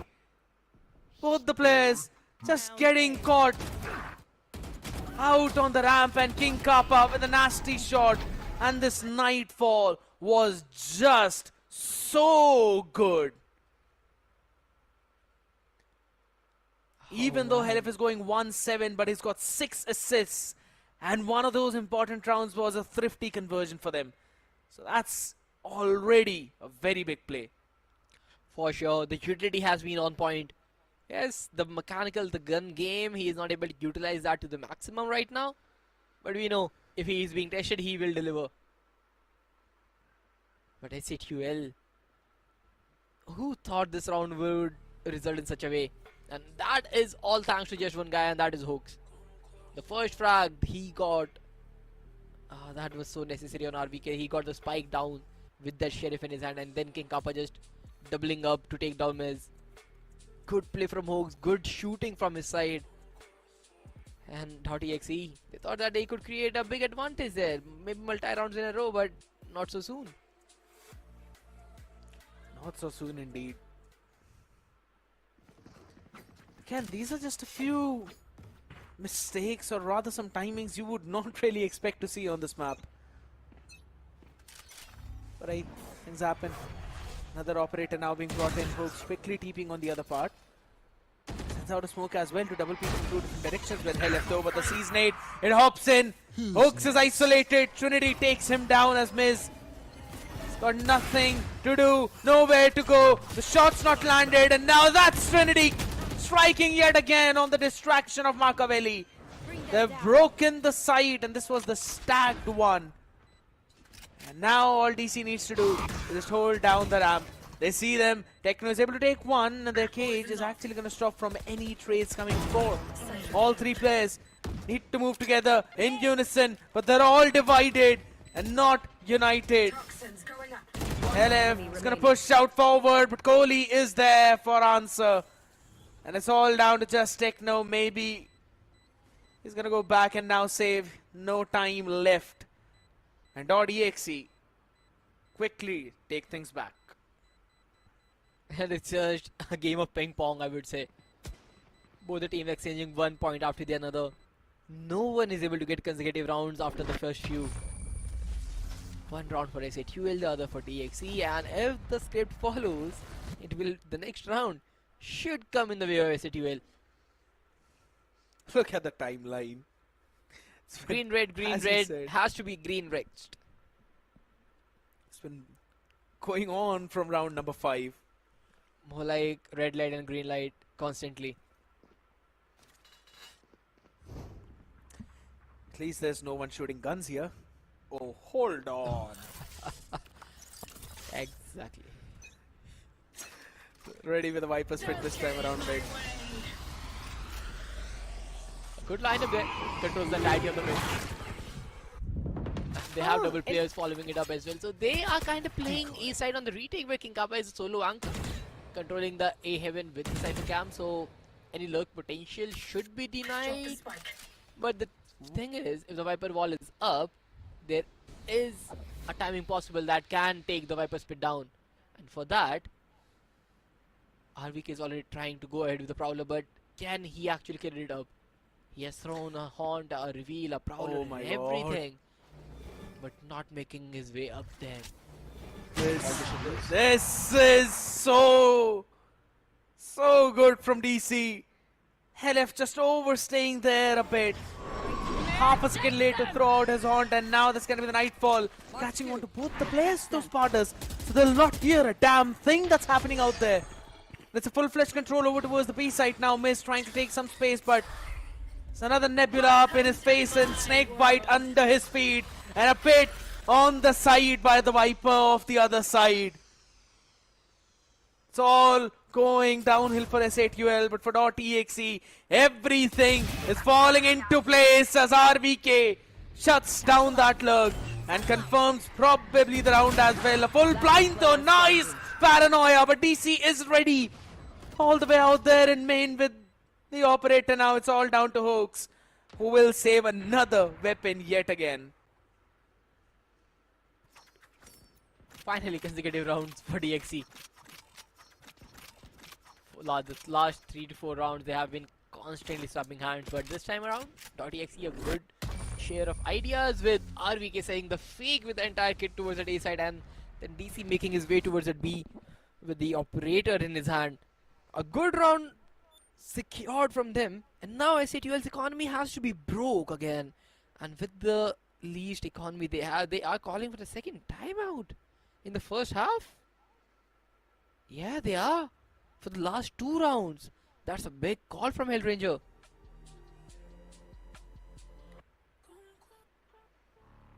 Probably hoping for his team to string together next 2 rounds though. Because let's be honest though, I mean, Spartas, we have known S8UL to struggle on the defensive side of this map, but at the same time, their attacking side, it normally looks pretty good. So I'm not quite sure if this, or if the second timeout is actually the best one in case, but you may never know. They're able to get a good amount of success after this. Maybe it is they really want this 6-6 half to come through. Otherwise, they're going to be facing a lot of struggles.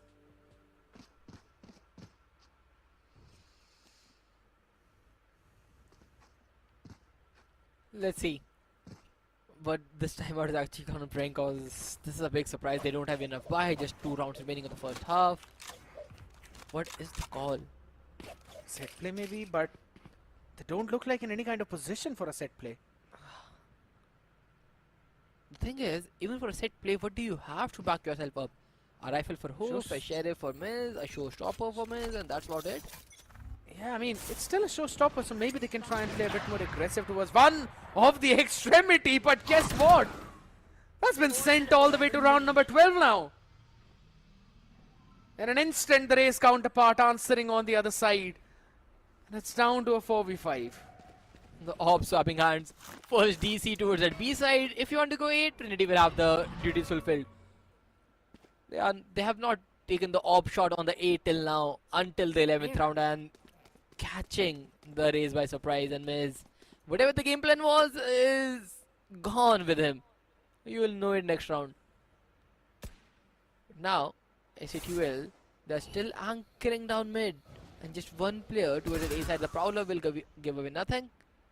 You just know there is a player, which should be a case where you don't even need the information for that. And .exe taking their sweet time before hitting the site.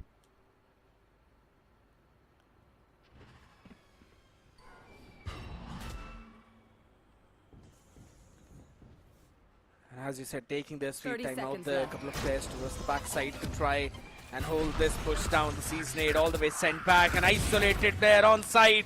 Flash did catch one though, but King Kappa with the answer back. Good for 2 as Hooks hops in, and only to hop out just as quickly. And it's all down to Techno. The showstopper is ready, but it's got to go in for the plant as well. Up close and personal. Trinity The hit has been dinged. The reload has been set, and Techno hits that all.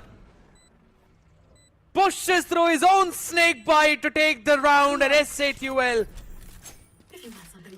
just one away from an equalizer.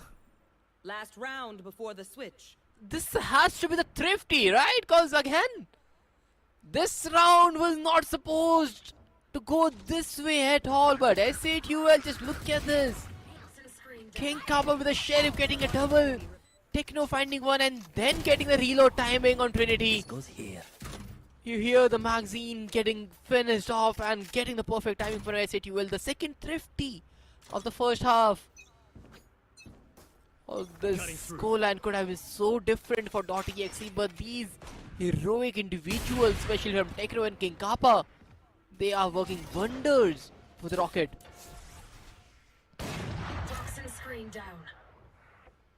And it was the Rocket as well in the previous one that was eventually stopped, and they've got their own remaining now in the hands of Miz.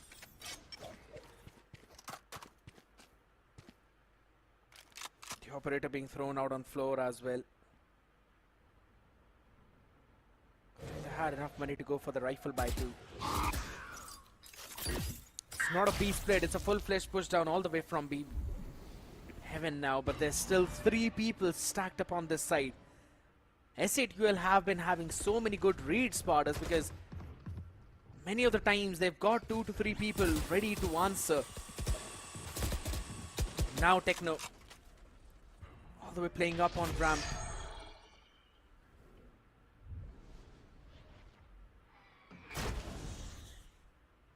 Correct me if I'm wrong. Was that the decoy that Makaveli sent, and or was that real him just stepping out of there? Well, if I you did look at hear the that TV utility, sound. like it, but King Kappa just taking the perfect timing in the world. He gets one down and now he will get a second as well because Makaveli, I'm not sure what he's trying to do. But SATUL, they are just mowing down the opponents yet again. A fraction of a second is all they needed, and King Kappa, he reigns supreme for another round in a row. 11 and 6 on that cipher, carrying the souls of SATUL. There's another thing that actually can carry my soul away out here directly into the Valorant, and that is the Omen laptop. If you are looking for one of the best buddies to help you in your Valorant esports career, then OMEN is the best possible choice because you've got exchange benefits of up to 20,000 rupees and instant bank discounts up to 15,000 and a massive HyperX headset worth 11,000 along with Steam Wallet cash worth 2,500 only for 499. Quickly scan the QR code for more details or visit your nearest HP World Store. There's just so many things left out there for all the people to do, and maybe the same could be said for both of these teams, as 6-6 was where we ended the half, and now just ready to see what is it you'll have cooked up on their attacking side. Oh my god, EC had the best possible timing and lines them up after a second. It's all going according to the plan, says the Astra. But nothing according to the Rays of the other side. But when has Rays ever followed the plan? We need to figure that out later. But right now, he's going to twist around like again. DC from his very same spot. Just twisting and turning in the same area, getting everybody down. The fact that he's still breathing on Makaveli. Spots down player, left, will not able to get a pick. DC with a cleanup third and another round for .exe, and this time a flawless pistol to begin things in the second half. To be honest, at this point I'm just already focusing down on the map of Icebox with the way how they converted this round. Looks so confident. DC has been out-fragging everyone since the previous map, and even in this one. First few shots, yes, not crispy, but after that, when you could see that snakebite landing of the Viper up on top, he makes sure that Kohli does not get a single assist out of that. Just lands and nails both of those shots half a second earlier. Now DC just playing on the other side of this Viper wall. Confirm that there's a big push out there, but overstays is welcome.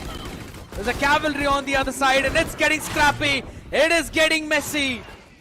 And through all of the chaos, S8UL are coming out on top. Weaponry grabbed as well in their hands, 2 of them to be specific. Couple of classics out.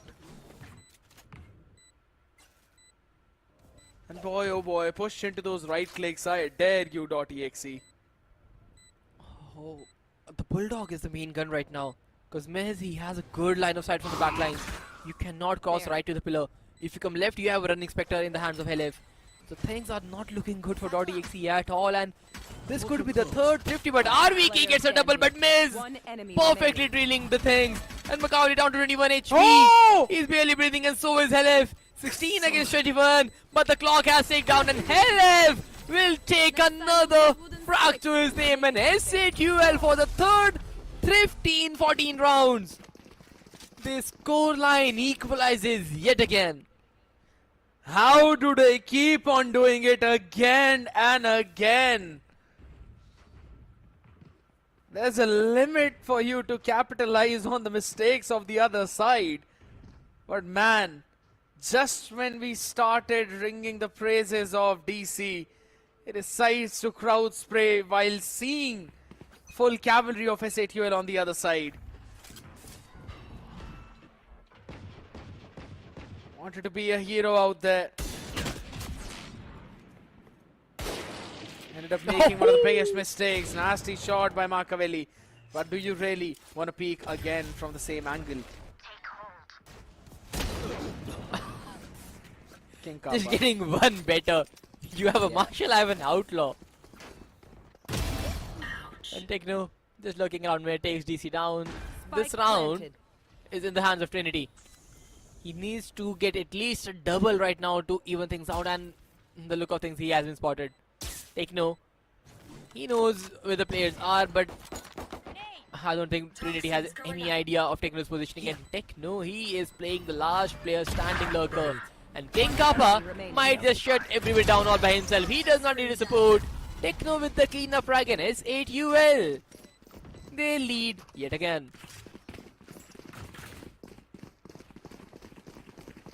.exe had enough for a rifle buy in the previous one, at least on one. Could not really make that hero rifle work in a way how they wanted it to. The opener was good from Machiavelli, but just as you said, pretty clean round from S8UL after that. King Kappa playing in from that same close left on that side. One of the most annoying angles to deal with any kind of Cypher though. But this is one of the most annoying util dump. On the other side, a big reveal by the Haunt as well. And nice discipline being showcased by .exe, not over peeking into that angle. What the opener. And are now ready to answer what S8UL will cook. The angle Trinity is in, oh, it is devastating, because the moment S8UL tried to cross it, Trinity should at least get a frag. And timing is just not there. LF just pre-firing that. He is expecting Trinity, and he is better with the fire. The anchor, he has been taken down. RVK has taken his position, but Techno yet again being the rat player, just staying on the last line of sight, playing the survival, and Machiavelli with the Guardian in his hand. He has RVK. Find you. They need to just pace the retake a bit faster right now, but Techno, he is just letting everybody pass. He's like, yeah, you come into my crosshair, I'll shoot you down. If you don't, I'll still anchor it. And this is how things are meant to be. Techno with another frag, the second line of sight, another layering to this attacking perspective. King Kappa with another cleaner frag. Macaulay is able to take down one more pick, trying to get to the retake sequences, but DC, he gets the timing right, but now the clock is ticking in. Time is against them. The war is against the clock, and Macaulay is trying to chase it down, and he will get the frag, but the clock wins, and S8UL, they will secure the 9th one as well. How the heck did he win out the second one? That was absolutely unreal though, but again in terms of macro, it is still S8UL having that advantage. And Techno being the key player, picking off RBK one more time, taking all of that Fade Util out of the mix. Now Exe take their first timeout. Spartas, I believe this is why Hellraiser also took that both the timeouts early on in the half, because he knew .exe would be forced to take at least one, and that's when he can give some more insights to his team. How are you going to adjust your defensive setups now? It's the big question. CTL have been taking a proper map space. They've been sending 1 or 2 players out there for lurks as well in every single round.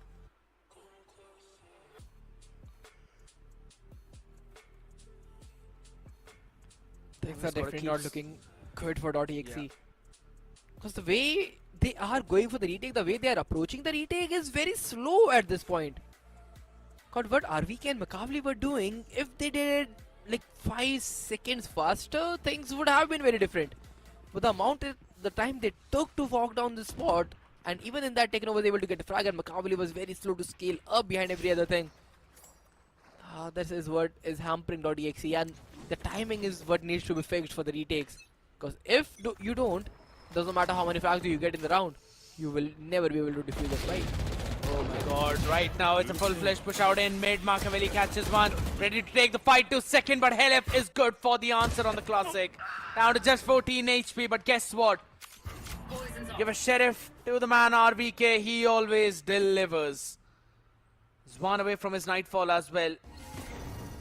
Helef down to just 14.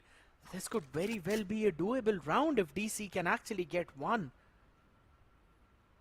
He's watching down. There's a possibility. Oh, never mind. They turn around though, but it's Miz with the answer and down to a 2v3 now. Spike planted. A Stinger and a Rifle Vandal to carry things off, and Helef is barely breathing, but RVK is very late to the party. At least 5 to 7 seconds will be burnt out even faster right now. Kohli is trying to make a play, but the thing is, he just has a sneak bite in the name of utility and a Stinger to close down the gap. And RVK, he has to do the heavy lifting. He gets one, instead of traded out. Miz pops out a showstopper. Gets the connection as well. Our Kohli is just 9 HP and he just needs to save at this point. Still wants to try and at least do some eco damage out there on the other side. Oh my goodness. Down with the C's and LF peeks in brilliantly. He didn't need to do anything there. Oh my goodness. Alright, both of them will eventually fall. They thought they were out of the range, did not realize where the plant exactly was. But it's absolutely fine. Still be able to rebind to the next one though. It's a nice attempt to try and pick those players up. But my question is as to why did RVK go all the way towards the A main to pick the rifle up? He could have just gone to mid and picked one up there. Not sure. The timing is just not working in the favor, I suppose. The timing is something you need to be very mindful of right now. Now Makavli, he cannot see a thing. The players will just cross behind the wall and the operator is giving no value. Techno in the mid, meanwhile, finds a double. Makavli there for the trade, but King coming with the Guardian takes one down. Helef with the cleanup. DC, by the time he will just come to the side, the Spike might just blow away. Because he just had the Phantom, the entire map to cover. Hope at this point, chance and an opportunity. It is not presenting itself in front of DC. And .exe are slowly losing their grip as SATUL will move on to 11th. And there's again this one change in Viper Wall, right? It's not a big change, it's a small change. But it completely blocks off what Machiavelli wanted to do. And during all of that chaos towards the A, when he was sending out the C's, nade, paranoias, that's when Techno makes his big play up in mid. Takes 2 down in male and B heaven. And after all of that chaos, SATUL casually just strolls all the way out to A, get the plant down and get the round converted in their favor. Now, Spartas again, no economy in the hands. And this is the last timeout for .exe. The fact that SATUL are sitting on 11 rounds is even crazier. Because the fact now SATUL have won 5 rounds consecutively on the attacker side, they are in complete good shape. While .exe, despite the fact that they picked this map thinking that SATUL have just won 2 times on this map. Both the times were against Global Esports Academy, so SATUL might not love playing this map. So yeah, let's go with it. Little do they know that SATUL just needs few actual maps to play, and then they get comfortable with the lineup they are running. They have good set of ideas. They have Hoax as an IGL, LF as a filter, who knows how to turn things around. And all things combined, SATUL, they are thriving right again. 11-27, a better buy, could be a series point in the very next second round. For .exe, it looks like the dream run is coming to an end. They are struggling, rightly mentioned.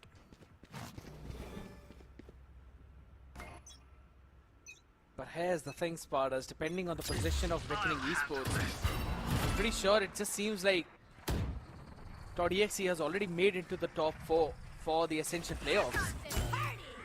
But they still would want to get as good of a position as possible. LF is going to send them back home, still lands in the shot on Trinity before being taken down by the showstopper. Talk about pulling someone down in the grave with them. Major ultimates being utilized for .exe in this round. Wanted to set things up and disrupt the flow, but it's their flow that's been disrupted. Spike planted.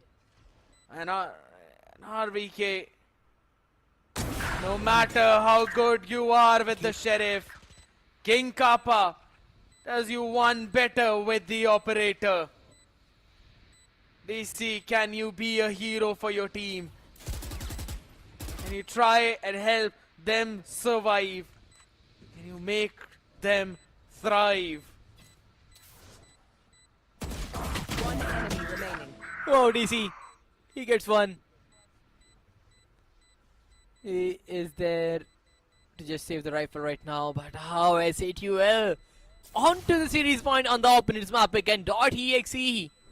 Does not matter how many timeouts they take, does not matter what execute they prep, SATUL is always there countering things up, and this time around it was LF who did a crazy shenanigan down mid.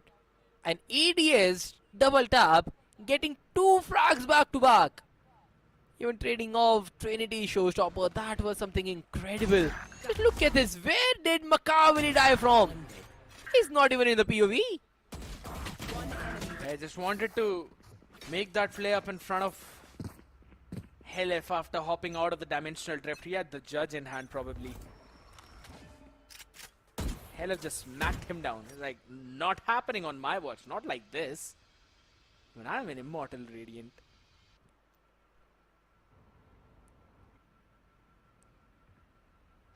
.exe just trying to breathe. Cage triggered. And that's being stolen away. Breath by breath. Molecule by molecule. They're being ripped apart like you fall into a black hole. Bring them down. They have no map space apart from a main and lost control in Vent. There's nothing to give them any information about what's happening in Vent. And they cannot hold down the angles of Male, probably just pushing them away by the paint shells. Poison's off. Kohli is trying to anchor B Heaven, but now King Kappa yet again with the operator this time around. A jumpy Gana, he cannot just punish that. Timing is there, but now DC, he's trying to make a play. He is going ahead. His face went down, but King Kappa this time around gets a double yet again with the operator. Will find the third on to Trinity 2. This is all over for DXE because Makaveli and RVK, they're the last 2 guys remaining now. A Guardian in the hands, a power flash to make a play. Will turn the heads of King Kappa, but not enough to leave him from the angle. Makaveli, his position is given up. King Kappa with the quarter. The last player stands, but the reload on the way and miss for the clear up. 13-7 it is. SHUL, they dominate the lobby yet again. On to the way to the grand finale. Fantastic play from this lineup. A team that struggled to be in the top 4 all the way back in split 1 has now solidified themselves as the first finalists of VCSA 2025 split 3. And with this win, they have made sure that they will finish their circuit in the top 4. Just a dream run, man, from SHUL. Nobody thought they would be able to pull this off. Like this is the third team. Huh? Yeah, please continue. Yeah, I was just saying, this is the third team that has now technically made that qualification for Ascension playoffs, man, and I am absolutely flabbergasted. That is incredible indeed, but they were definitely there to make it through despite the results. They have 90 points there, and RNTX is the one who has lost a major chunk of points in the bag just because they were eliminated in the early phases. So all things combined, they knew that this victory will seal things off, and the way they played, they were a class apart today. Not only on the map of Ascent, but even on the map of Split. And this is the reason why I also mentioned that I don't know, even though that record shows 2-4 losses, only 2 wins, I still felt that SHUL's split is actually pretty decent. And we saw exactly that, the ideas as well on the fly, making it so beautiful. The timings, those thrifties, I think those thrifty rounds are the one where the impact was delivered majority of the time. Because even in the second half when they launched the pistol, the entire eco was converted.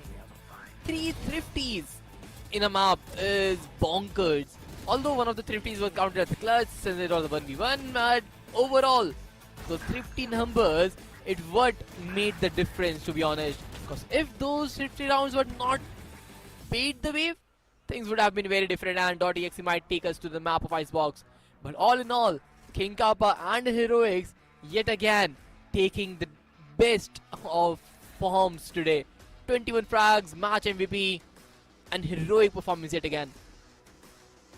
3 first kills as well on the Cypher, so he's never shy of taking those first few duels. He's always ready for everything that is being sent his way. And look at that headshot percentage, my man. Everyone else just dwells around 25, 26, 27, somewhere around 30 maybe. This man is almost hitting 40%. It clearly shows you, and that too when he was using Operator for quite a good chunk of those rounds. Oh yes. That's a very solid performance. Crazy indeed. And now if you look at the number of first bloods, this is a big surprise there. 11 first bloods, but just 7 rounds converted. So they have the advantage in majority of the rounds, but not able to clutch them out. And one of the biggest reason was the stat called thrifties.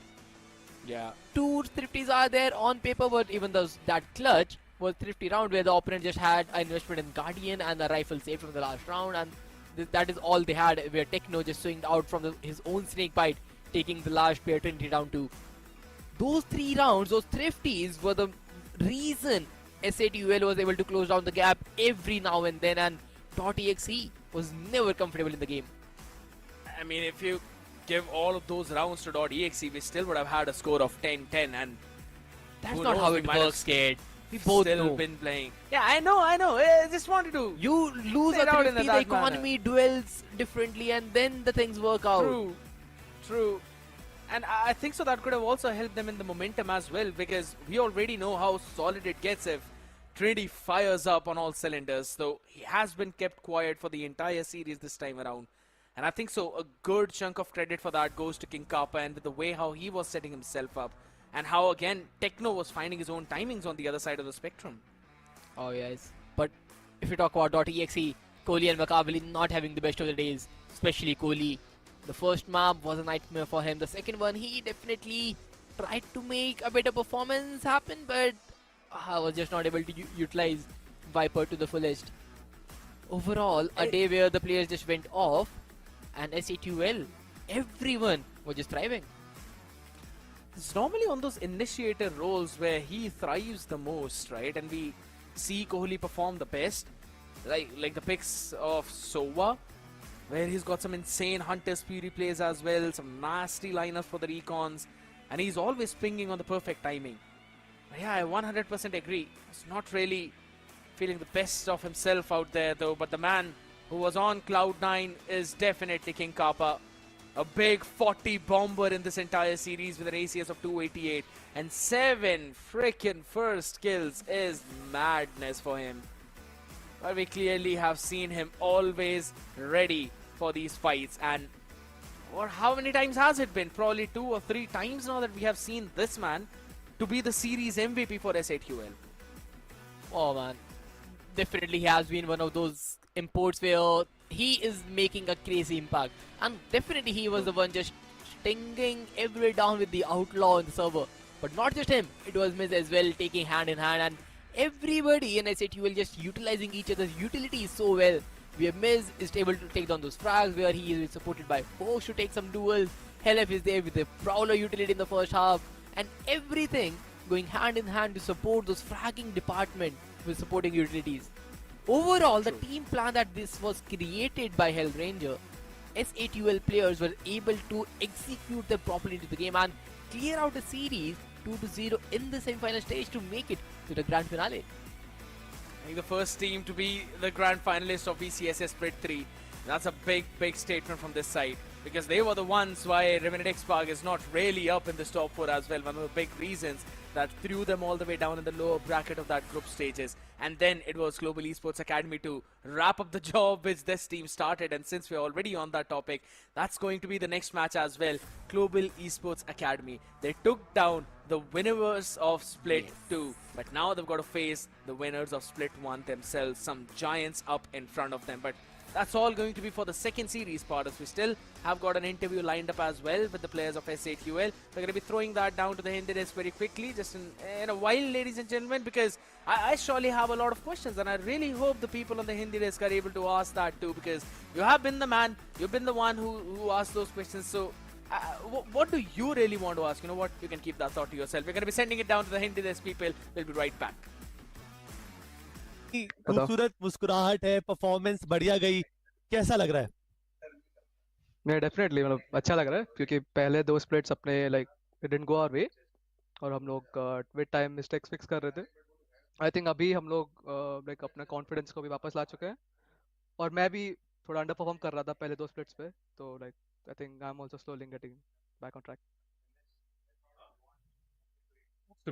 मेरे पास एक सवाल है techno, क्योंकि पहला map तो भाई क्या बढ़िया खेला आपने, मतलब स्टॉर्म कर दिया अपने ऑपोजिशन को. दूसरे मैप का जो फर्स्ट हाफ गया, और हम सबको पता है हेलेफ थोड़ा स्ट्रगल कर रहे थे, पूरी टीम किल्स नहीं निकाल रही थी, सिर्फ मिस चल रहे थे, वहां दोनों टाइम आउट बर्न कर दिया हेल रेंजर ने, और ये बहुत बड़ा रिस्क होता है. तो वहां क्या ऐसी बात हुई कि सेकेंड हाफ में जरूरत ही नहीं पड़ी? नहीं मतलब हम लोग को पता था बिकॉज स्प्लिट पे लाइक डिफेंस हाफ बहुत एक मेजर रोल प्ले करता है, राइट? तो लाइक अगर हम लोग वहाँ पे अगर टाइम आउट यूज नहीं करते, तो अगर 8-4 हाफ होता इंस्टेड ऑफ 6-6, तो मे बी उन लोग अगर पिस्टल जीत जाते तो मोमेंटम पे बहुत जल्दी आप गेम हार जाते हो. स्प्लिट एक ऐसा मैप है, तो I think that's why coach ने मतलब पहले टाइम आउट ले लिया. और जो लाइक हम लोग का कुछ कुछ ऐसा गलत नहीं कर रहे थे, हम लोग बस पिक ऑफ्स दे रहे थे. हम लोग का सेटअप वगैरह सब सही था, हम लोग बस पिक ऑफ्स दे रहे थे. पहला पिक उनको हमेशा जा रहा था, वो लोग ऑफ से पिक ऑफ दे रहे थे हम लोग को. जब वो हमने ठीक कर दिया, आई थिंक हम लोग का साइड होल्ड तो अच्छा ही था. अब सेकंड बेस्ट ऑफ 3 होने वाला है वेलोसिटी और ग्लोबल ईस्पोर्ट्स एकेडमी. किस टीम का आप इंतजार कर रहे हैं? लाइक कल आई थिंक जी एकेडमी ने वापस सबको मतलब क्या बोलूं मैं, मतलब सरप्राइज दिया सबको. तो लाइक यू नेवर नो आज क्या होगा, but like on paper VLT को जीतना चाहिए, but I think it's gonna be a good match for sure. Alright, और आपने ऑन पेपर बोल दिया वेलोसिटी को जीतना चाहिए, मान लेते हैं ऑन पेपर ही वेलोसिटी आगे जा रही है, तो ऑनेस्टली BO5 सीरीज रहेगी क्या? S8UL प्रिपेयर्ड है, क्योंकि फर्स्ट 2 स्प्लिट कंप्लीटली मिस हुए हैं. या I mean definitely, I mean BO3 BO5 इतना कुछ मैटर नहीं करेगा हमको. हम लोग ऐसा नहीं कि मैं अपनी लाइफ में इतना BO5 खेला नहीं हूँ, मैंने बहुत ज्यादा खेला है, तो आई थिंक हम लोग सब रेडी है. awesome. बिल्कुल, thank you so much Techno, and it was lovely talking to you. Best of luck brother. कल का दिन भी काफी ज्यादा मजेदार हो, बिकॉज आपने बोला स्प्लिट 1 स्प्लिट 2 चूक गया. इट्स हाई टाइम कि ऐसे 12 को वहीं पहुंचाया जाए जहां वो डिजर्व करती है, ऑन द टॉप. Yes. सो आप जा सकते हैं टीम के साथ, आप एंजॉय Thank you, करें thank you. लम्हा एंड तैयारी करें कल के मैच के लिए. Thank you so much. सो ये थे हमारे techno game itself, because that's going to be a big one for themselves as well. Imagine, we have always known Helif to be that one player, Spartus, who has not yet lifted the trophy. He's been so close, but never has been able to lift that up. Imagine if that happens with this lineup, man. He's going to be so happy. Oh man, that will be incredible, because for doing that you have to defeat one of the finest teams, and by the look of things it can be Velocity Gaming, but they have Demon Slayers to face. A team who is just slaying the best opponents there. As you rightly mentioned earlier, the Split 2 champions got thrashed by Global Esports Academy. Can they do the same to Split 1 champions as well? It will be a game to witness. If we're really talking about the possibilities out there and some of the permutation combinations, right? Split 2 Revenant XSpark looked undefeatable. They looked untouchable. And that proved to be very crucial against the members of VLT themselves, because Revenant XSpark closed out that series. Global Esports Academy closing the series against them, that kind of gives you the proof that they should have what it takes to win against VLT, and to not just feel the velocity but make them feel their own strength. We'll just have to wait and see if that happens or not, ladies and gentlemen, because that match is going to be after this very short break. Global Esports Academy and VLT on the other side of this short one. Don't go anywhere. Here we go! What's this?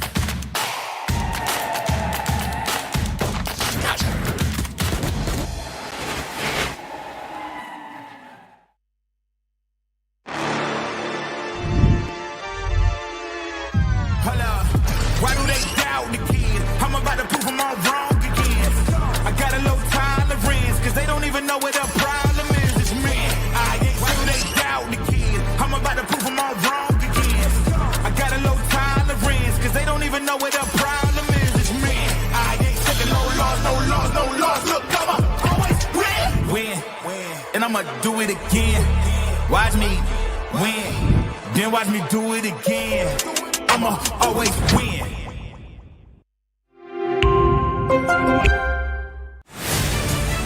To live your life the way you want. Compete like the toughest challenger. Dance like there's no tomorrow.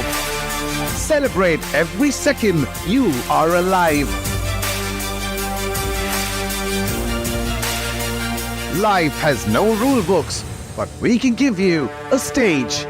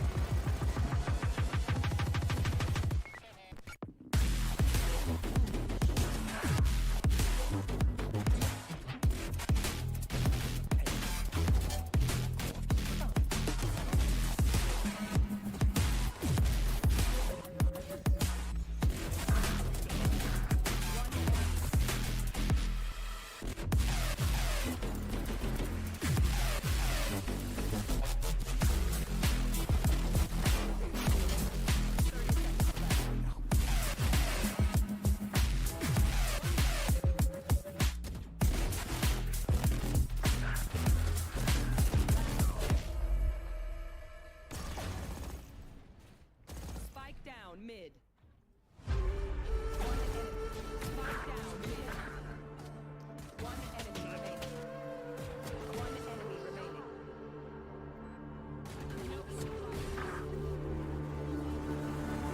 Looking at the world from the eye of the Horus. If you Alexander the Great, then I am the Porus. Coming straight from the mud like I am a lotus. So हाथियों का बल कैसे सकेगा तू मुझे रोका. देख तू कैसे मैं लड़ूं, तुम लोगों से ऐसे ना डरूं. तरूं मैं जिससे मैं तरुण, पानी पे चलूं मैं जिससे मैं वरुण. चाहे मैं जीऊं या मरूं, जो करना चाहूं मैं वही तो करूं. आता है तू ना करीब, तू बेटी चीप, जब तक कटे ना तेरी ये jeep. Better believe you gonna bleed, pick up a seat, get your team. I'm the king of kings, brother in arms in a battle. You all gonna die if you act like a vandal.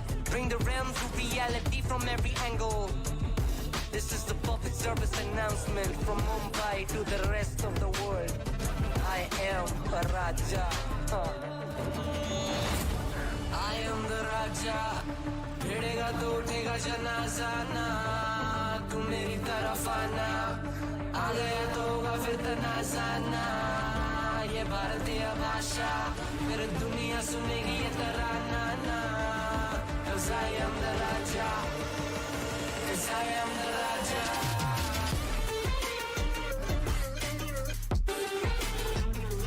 I am the 'Cause I am the Raja.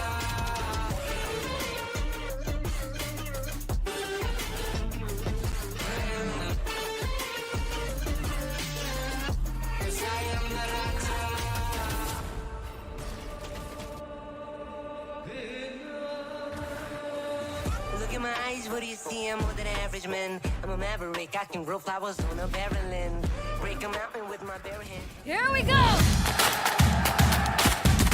What's this?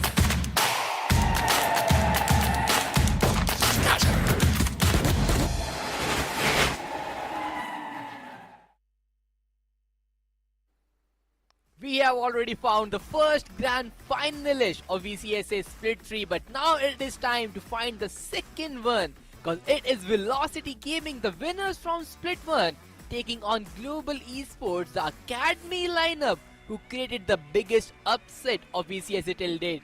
Myself, Sparta, joining me on the desk is Miss Shadow, and you are watching OMEN VALORANT Challenges South Asia Split 3. It is the semi-final 2. And Shadow, who do you think will make it through to the grand final among these teams? You're really asking me a very tough and difficult question, Spartus, because let's be honest, I know you were criticizing scared about his maths and his permutation combinations, but I want to put some mathematical facts. Revenant XSpark did beat the players of Velocity Gaming previously, and Revenant XSpark was beaten by the players of Global Esports Academy yesterday.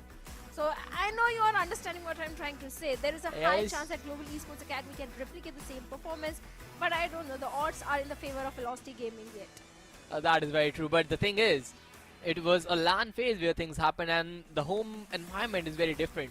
But if you look at the lineup, I don't think they need any introduction. It's Rossi lighting fast, the Indian co, then Russ being a new addition to the squad, working throughout the season perfectly well. Damara and Madeline, the foreign imports, have left their mark on the entire circuit. And if you look at things, the way VLT plays is a lot of individual battles, a lot of supporting utilities, but then Damara Eskerosi making some clutch plays happen round after round. And if things go haywire, there is always lightning fast and Rush to the rescue. This team is built with the heroes, and today these heroes need a clean victory yet again, because in the entire Split 3 journey, they have not broken a sweat. I do agree with what you said. Even if Damara doesn't come online, even if Reski Rossi doesn't come online, there is always someone to step up. That is the reason that Velocity Gaming, the entire lineup looks so strong. Even Medlin also steps up so many times. But looking at the roster of Global Esports Academy, Caramel is the guy who has been shining the most recently, if you noticed, against the players of Revenant XSpark. Also, it was Caramel as a Wise who was looking so strong in terms of the kills also. First kills also, 14 first kills for Caramel. Even UV is looking so strong and fantastic, especially in those... The fact that these teams have almost similar ACS across the board, except for Lil Boy, who is on 171 ACS. So that is something can be considered the lowest part. But then Garv and Ryzen being up there to the team. They have a crazy performance running up throughout the team, but the thing is, Garv and Caramel being the new addition have given new life to this team. Because with the departure of NV2K, the first concern was who will take the duelist role on their side. Because they have double sentinel players, they have everything else, but who will take and fulfill the shoes of NV2K for the duelist? And Garv, being the ex-reckoning player, he stepped up real big time. And then Caramel, oh man, this guy is in a different form. From ROG Academy to Global Esports Academy, just doing wonders game in and game out. Well, I totally agree with what you said. The entire team of Global Esports Academy is also looking very strong as compared to previously in previous split. Split 2 and Split 1 was entirely in the favor. I'm sorry, I'm feeling under the weather. But yes, Global Esports Academy is definitely showcasing a tremendous improvement in their gameplay. That is very true. Like, Arubis have been working really well with this squad. These young lads, they have some set plays running through the veins, and all these set plays were executed pretty well into the rounds. Especially when we saw the map of Pearl against RNTX. Yeah. Pearl was thought to be one of the best maps for the team, because Georgia on the Rena, Aziz on the Jed was creating havoc since past 2 splits, and there was no team able to stop them down. But then comes Al Academy roster. They create some set plays with Wise and then Yoru alongside, and just shut down the entirety of RNTX, and that was something where a statement were delivered by the lads of Arubis.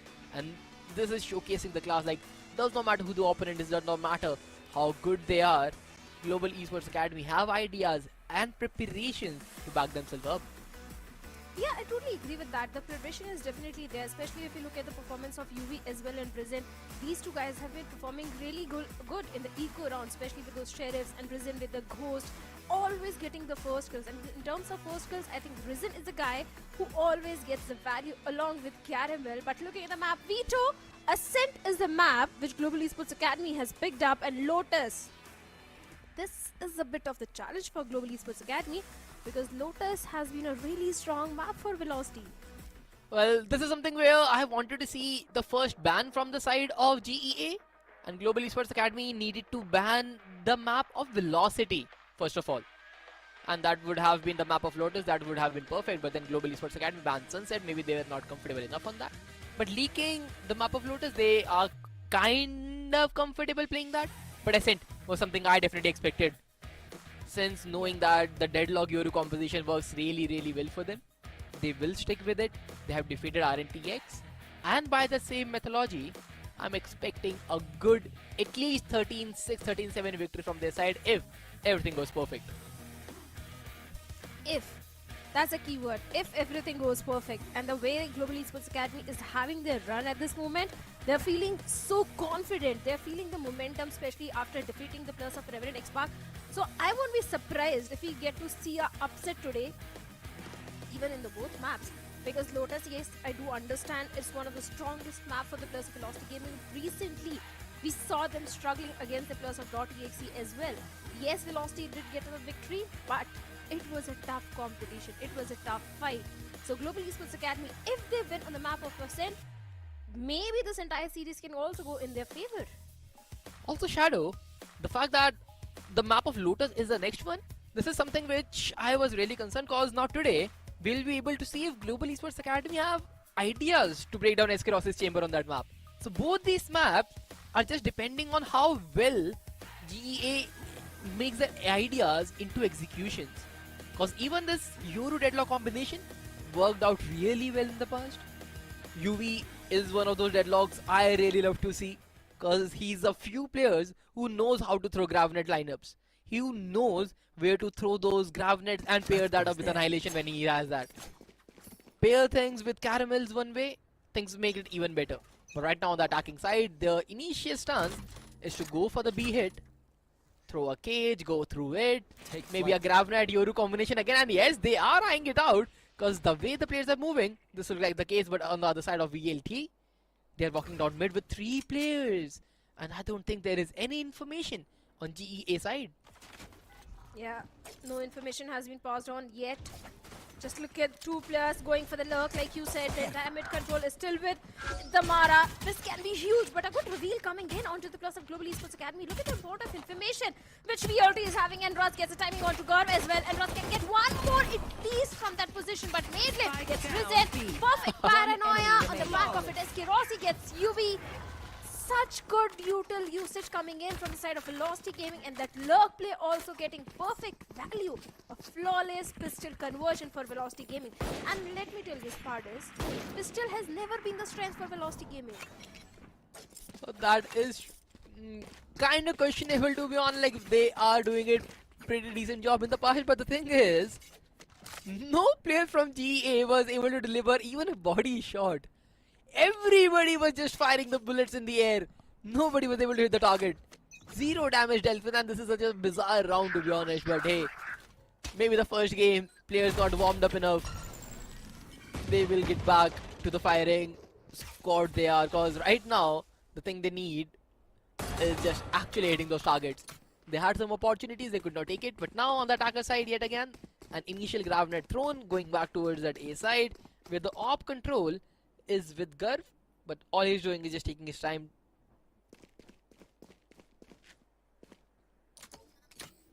Interesting approach from the side of Global Esports Academy. Trying to go all the way towards A and taking their sweet little time. But look at the position where Lightning Fast is having that entire haven control. The dark cover is already there. And so are the players of Global Esports Academy. Those classic right leg can go in their favor, but it's a stacked up site.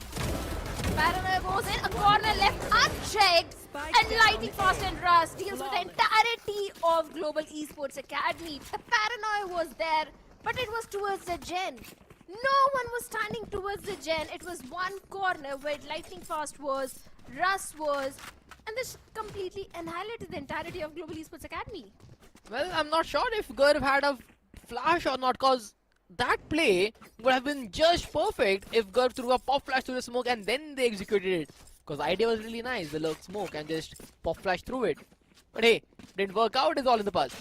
Now the full buy round, and this is where Global Esports Academy needs to shine.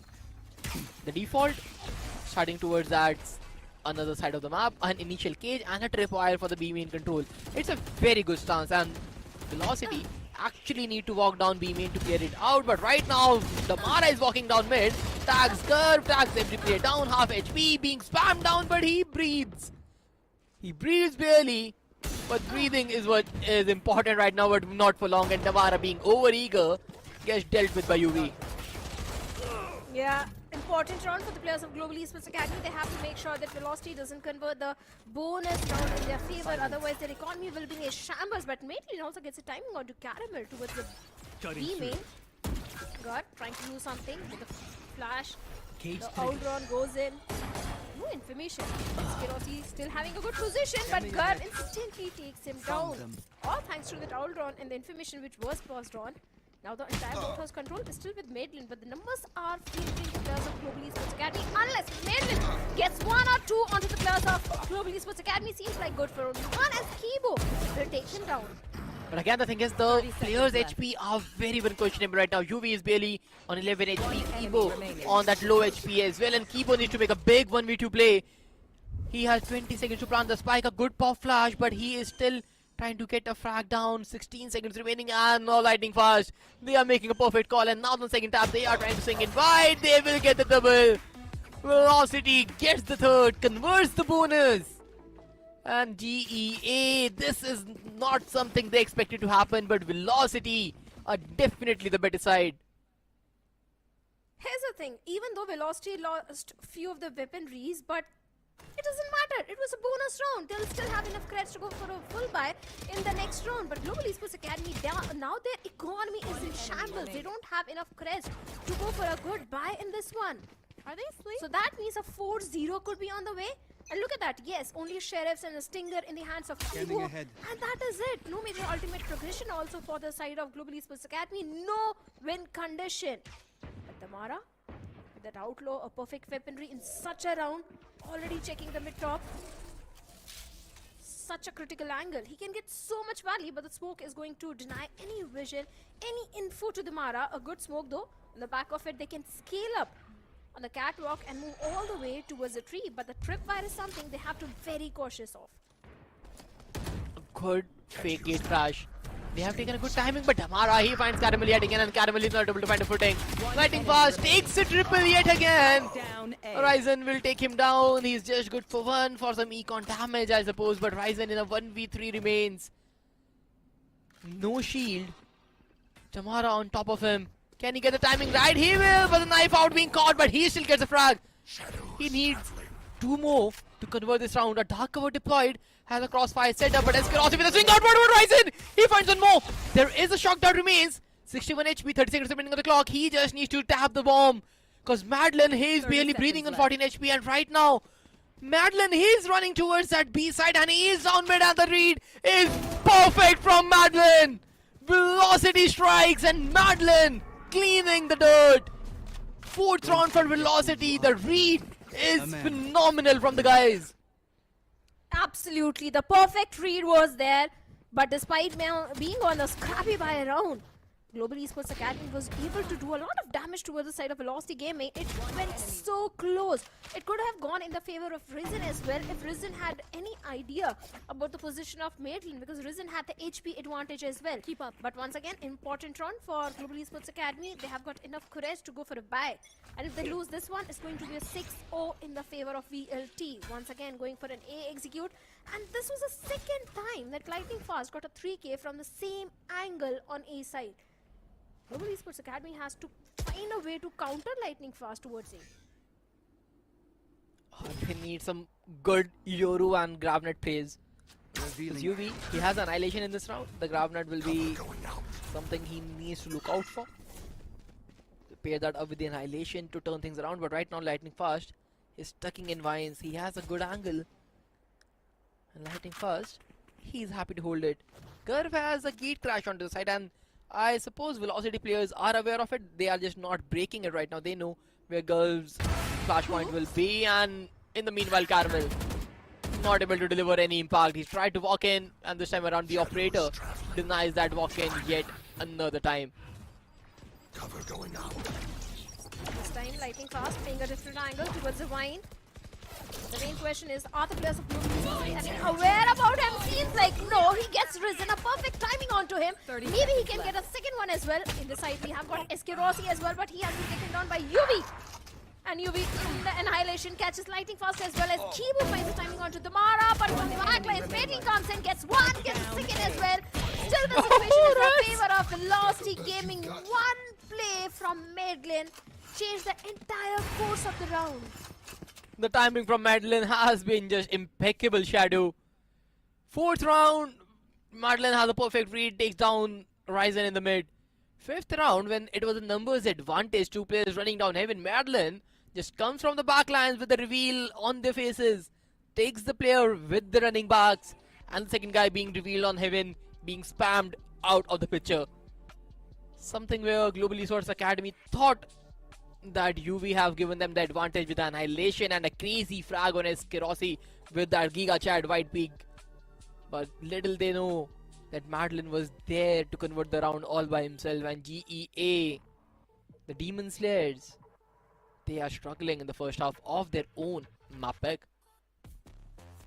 Here's the thing, Velocity is known for such cheeky plays. They're known for their lurk plays, off angles. It's something which Global Esports Academy also needs to reconsider. They have to make sure to check every single avenue. One single slight mistake and they'll get thrashed by the players of Velocity Gaming.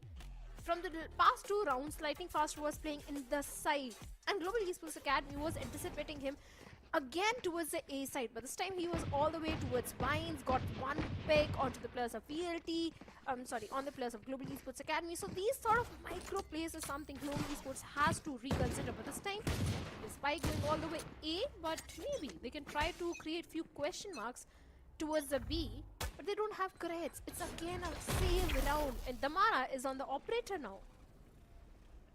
He's not leaving the op. He is having it for the very long time. Last round as well, Caramel was slain by that gun.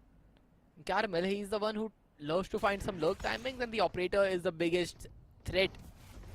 Because whenever you try to make a lurk, you try to just shift past the defending line, and Damara with the operator is anchoring it down every single round.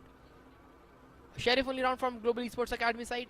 GEA still trying to look out for some one taps, and they are capable of it. But the thing is, Velocity are playing completely disciplined. No one is white peeking, no one is giving them extra frags. But this time, Damara, a rare miss for him, and Gurv connects the first shot. Rush, a pop flash play. Nobody gets caught from here, and Caramel finds another frag. He gets the opening duel against SK Rossi. But Rush from the back lines. He gets a double. Madeline for the cleanup. Yet another round. Good 2 frags on side of GEA, but Velocity, Russ and Madeline 30 seconds left. turn the course of the round yet again. The mid-round conversion once again becoming a problem for the players of Global Esports Academy. Like you said, they did get the first initial frag, in fact first 2 frags onto the players of Velocity Gaming, but after that suddenly Russ comes out, Maiden in the last, getting a 3k. Global Esports Academy, for a second it looked like they might be on the verge of converting an eco round in their favor, but Velocity says not this time. They've got 4 ultimates online.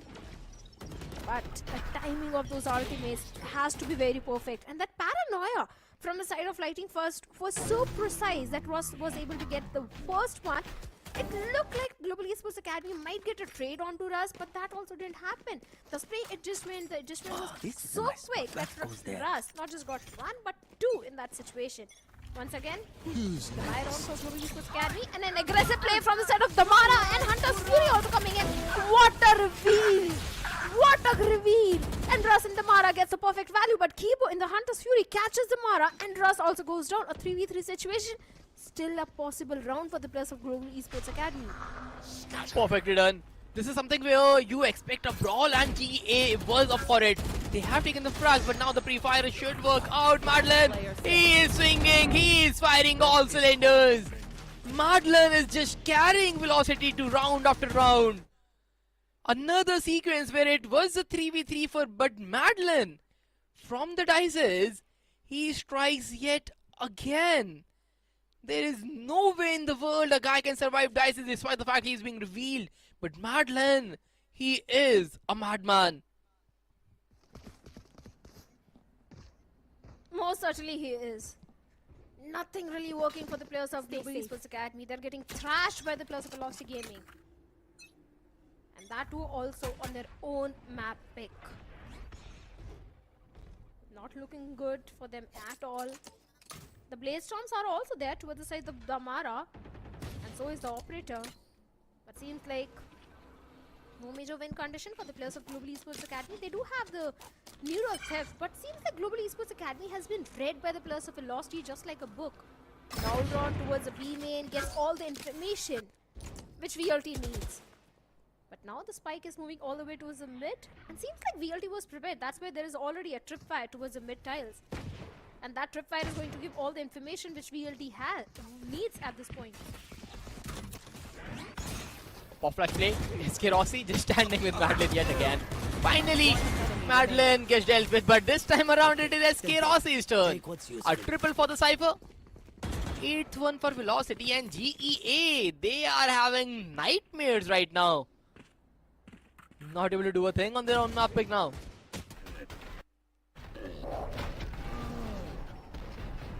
It was just a flash that came in from the side of Global Esports Academy. They need, correct me if I'm wrong, they could have also used a paranoia or something more, some more utils could have come in. Because every single time we have seen that someone from the side of VLT is anchoring the entire market. Oh, this is not what I expected from GEA side on this map. There is no combination that is working. Finally, the Gravnet play after 8 rounds. Here. The main has been controlled by a Gravnet. Oh, the barrel has been spotted. I know exactly. The spam and oh, this is not good. This is sheer misfortune on the side of Ryzen. He is dealt with perfectly, and now SK Rossi, he has a perfect setup, and Damara getting all the shots he needed. An annihilation to get the trade down, but now Lightning Fast, he's still anchoring the side. He might be able to save Damara as well, but now swinging out left and right. UV is able to for the trade, but gets cleaned up by SK Rossi. 9-0 in the making, and the semi-finale is running ahead in the favor of Velocity Gaming. That laugh on the face of Lightning Fast already speaks volumes that what sort of confidence which the players of Velocity Gaming are having. The entire team is looking so confident, and they know it's going to be a 2-0 in the favor if it continues on the map of Lotus, if it continues in the remaining rounds of the first map. A 9-0 already. The best possible case for Global Esports Academy is a 9-3, but they don't have credits for this one. Scrappy by Damara once again. The operator jump peak can be very dangerous, but thankfully the dark cover was there to deny any vision to the operator. But a good reveal though, and a good outrun. Now Velocity, they have the information that what play exactly Global Esports is trying to make at this point. They're already prepared for it. Just look at that 0 point towards the tree. Russ is anchoring that area. The fragment goes in to delay the rush, and now Global Esports Academy, they're pretty much stuck in the mid. I just love it from Velocity. The execution they have with this vanilla comp is sheer class. Spike down. They have the perfect read, they have the perfect setups, they have everything a professional team dreams of. And this is the reason Velocity was such a nightmare to face for any of the squads. They didn't have a good split too, but this time around things are just better. You will definitely collect some exits, but Lightning Fast will clean things up with the shorty. 10-0 on the board, and it is getting way too easy. Easy for VLT? Yes, 100% agreed. Nightmare for Global Esports Academy? Yes, 100% agreed. Since you are one of those persons who never shy away from giving one prediction, what is the score line which you are anticipating on this match, Swadis? You asked me at the start of the day, I was like 13-6 for Velocity, but the thing is, No escape. those 6 rounds from GA, they aren't coming.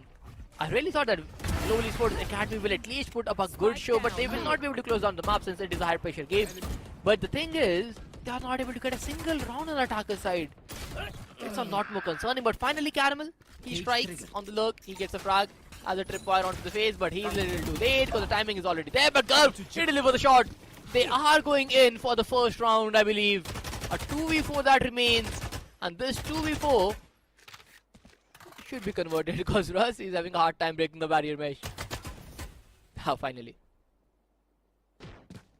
I don't know, man. VLT has the capability to convert a 2v4 round also in the favor. But finally, Rizin is going for the plant after such a long time. We have seen Global Esports Academy going for a plant. For the post plant, they do have few utils, especially towards the side of Gurv. And a Paranoia also towards Rizin to work around with. But let's see how this entire retake is going to be planned out. Russ position already compromised. Lightning Fast. The Paranoia might go in, and yes, it goes in. But Caramel comes in and deals with both the players of Velocity Gaming. And finally, a first round going in the favor Last of Global round Esports is Academy. What I'm anticipating is now Spardas. It could be a 13-3 victory for VLT. Okay, 13-3. You are giving 2 rounds more to Global Esports Academy, and I just want to see how they get the 2 rounds. Because this time around it was all just because Gurv got a frag, and then Madeline, he was stuck in a no man's land. He thought a player up close, and then Caramel was able to sing out wide. Some crossfire connection, they worked out. But how do you repeat that?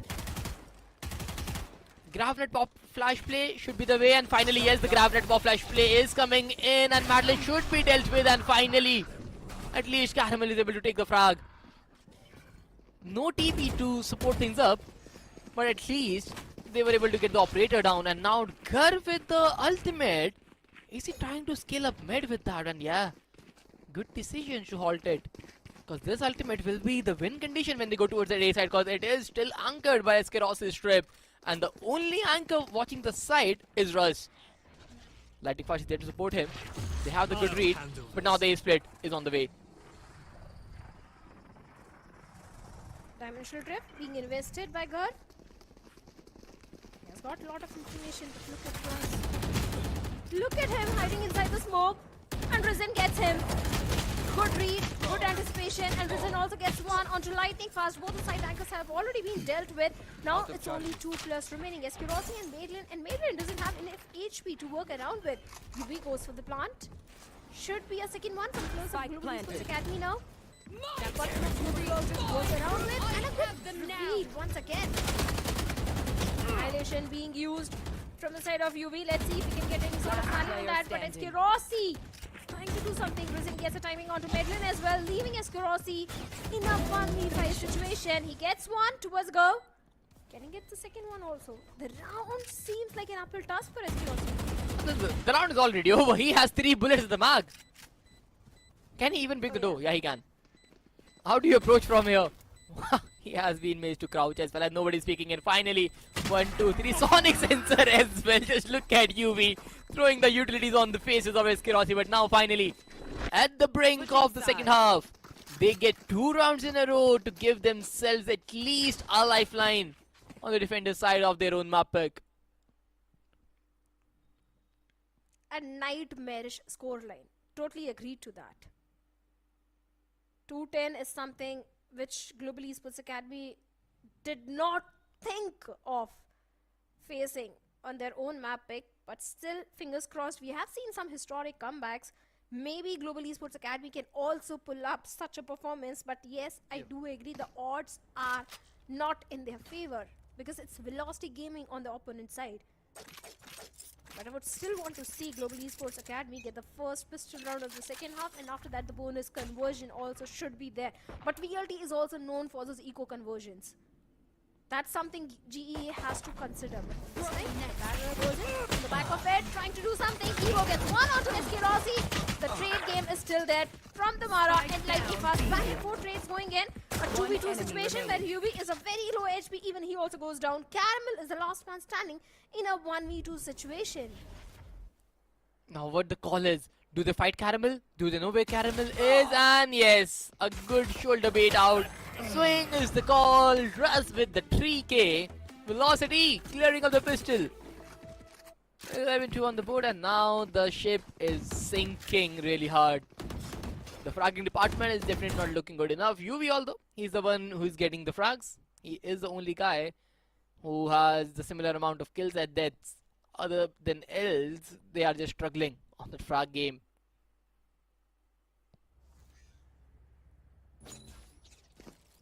A force buy? Oh, this is a nice spot. Will it work in their favor? Sheriff and a Stinger from the side of Global Esports Academy. Okay. The guy with a Stinger is the first one to be picked off by the Mara. Like nothing. Even the luck is not favoring Global Esports Academy at all today. They try to walk up close, the aim in choke point, maybe try to make a one-way play, but not working out.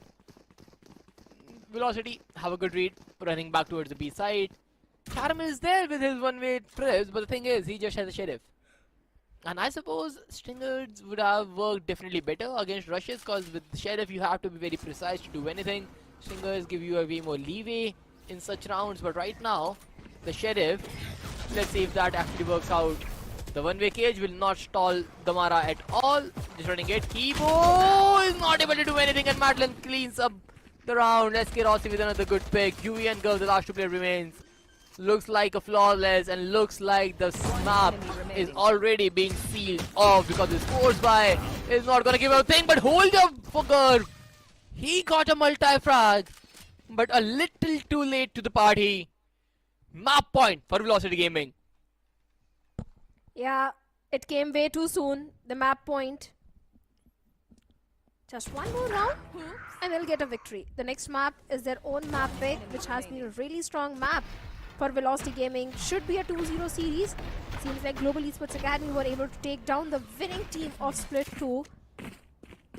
But they are not able to compete against the winning team of Split 1. A scrappy buy coming in from the side of Global Esports Academy.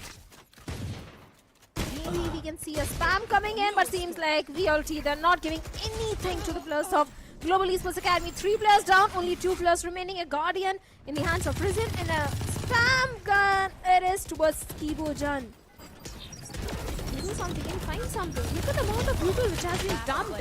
Kibo gets one, but good for only one, as mid lane trades him off instantly. Risen is the last man standing in a 1v4 situation. Mid lane going for the plant. Should be an easy 13th one for them now. For sure. There is no changing to the scoreline. Ryzen 1v4 remains. Can he get even a frag? But that does not look like the case. They are running for the frag. They will secure it down. Ryzen he just able to get one, but Velocity will just clean things off in style. 13-2 the scoreline. The team is looking out for the Ascensions, and these matches are just working as their warm-up. Exactly. Seemed like a warm-up match for the players of Velocity Gaming. The confidence which they were playing was absolutely insane. And it was the entire team. It was not just a one-man show from the side of Velocity Gaming that we can say it was a one-man show. No, it was the entire team play. But Global Esports Academy, what I believe is they were feeling a lot of pressure because there were a few situations where the layering of the utils could have come in, the pairing could have come in, but that was not the case. Maybe it was just the pressure of the elimination bracket, or I don't know what the scene was, but maybe they were intimidated by the plus of Velocity Gaming. That is true, and I believe they just forgot what they have prepped in the past. Even in the very last round, when the scoreline is 12-2, they have a Yoru, they have a Gravnet in the hands of their Deadlock. Those two utils, if combined together, can work wonders. And the Gravnet came into the play, and we saw 4 players of Velocity being ducked down. But if that Gravnet was a 2 to 3 seconds early and then a flash from the side of Garv, everybody would have been given a death sentence. But that util combination that they ran in the past, today it looked like they didn't have a clue how to use it. Even this moment as well, it was not just one single round where Lightning Fast was anchoring that particular corner of the side. It was twice or thrice that he was able to annihilate the entirety of Global Esports Academy. And after that as well, those util timings were a little off. Resin tried to do something in few of the rounds, but a single solo guy can't convert rounds for you who can get you a 2k or 3k, that's a max. But a complete round conversion just by a single guy is not going to happen.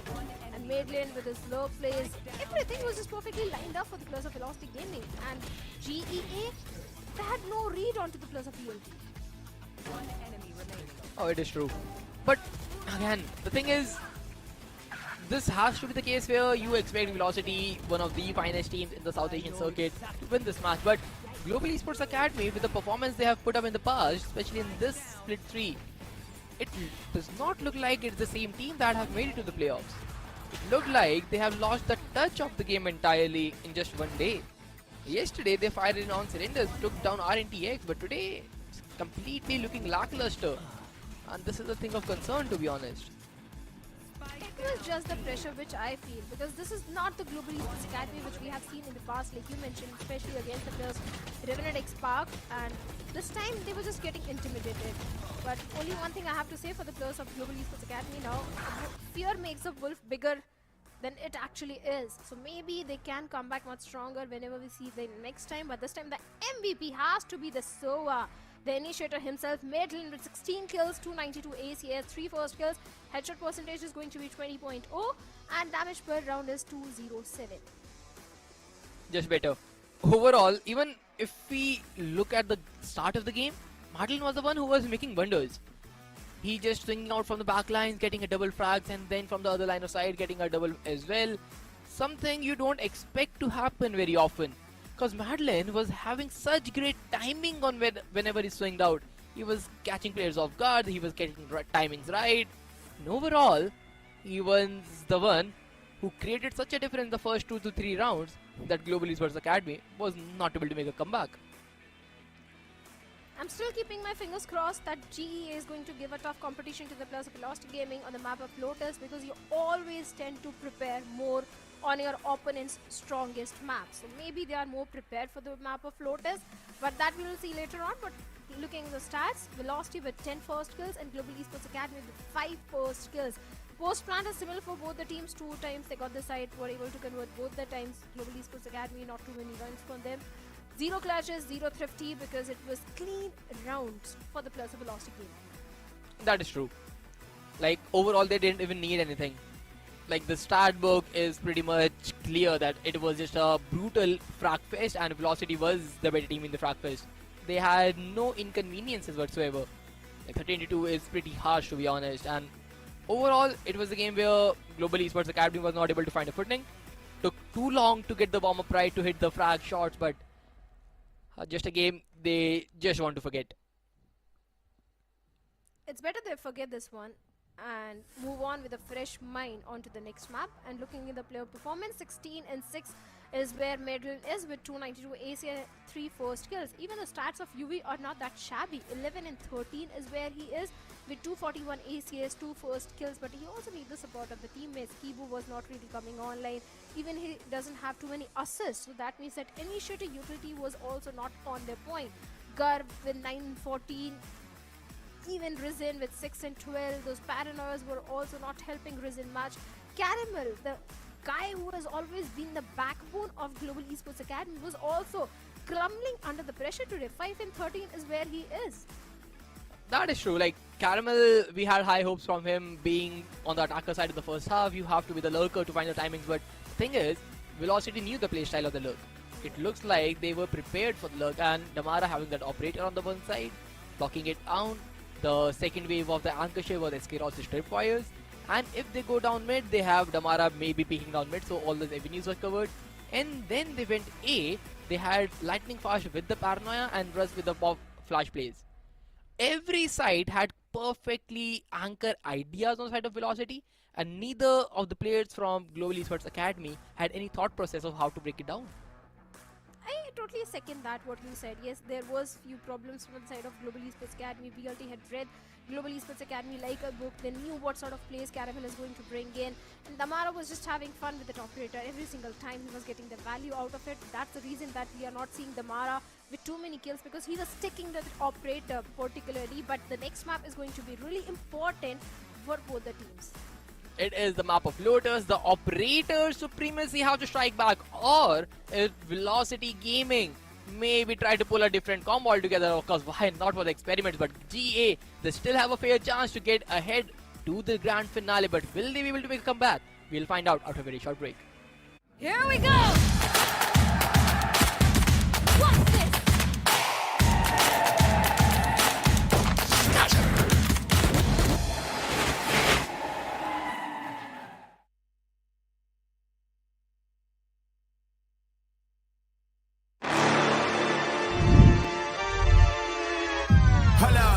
Why do they doubt the kid? I'm about to prove them all wrong again. I got a low tolerance, cause they don't even know what the problem is. It's me. Why do they doubt the kid? I'm about to prove them all wrong again. I got a low tolerance, cause they don't even know what the problem is. It's me. I ain't taking no loss, no loss, no loss. Look, I'ma always win. And I'ma do it again. Watch me win. Then watch me do it again. I'ma always win.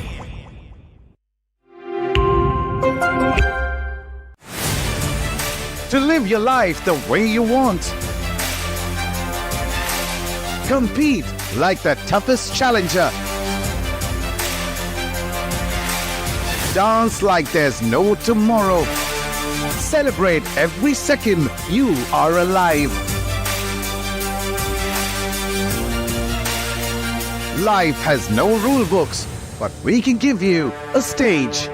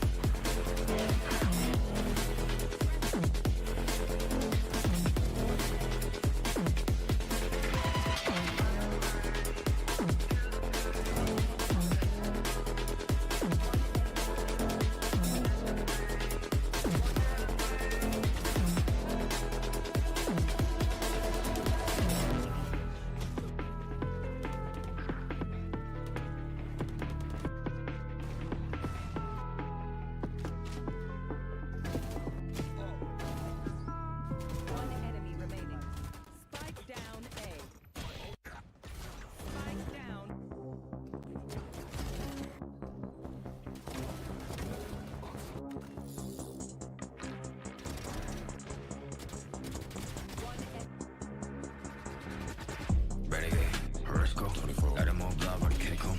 I don't wanna pedal with an old 3 kid. Boom, boom, up 400, that's roll. Got to see 100 and move. Get lifted, body to be cool. Let's do flat over your head.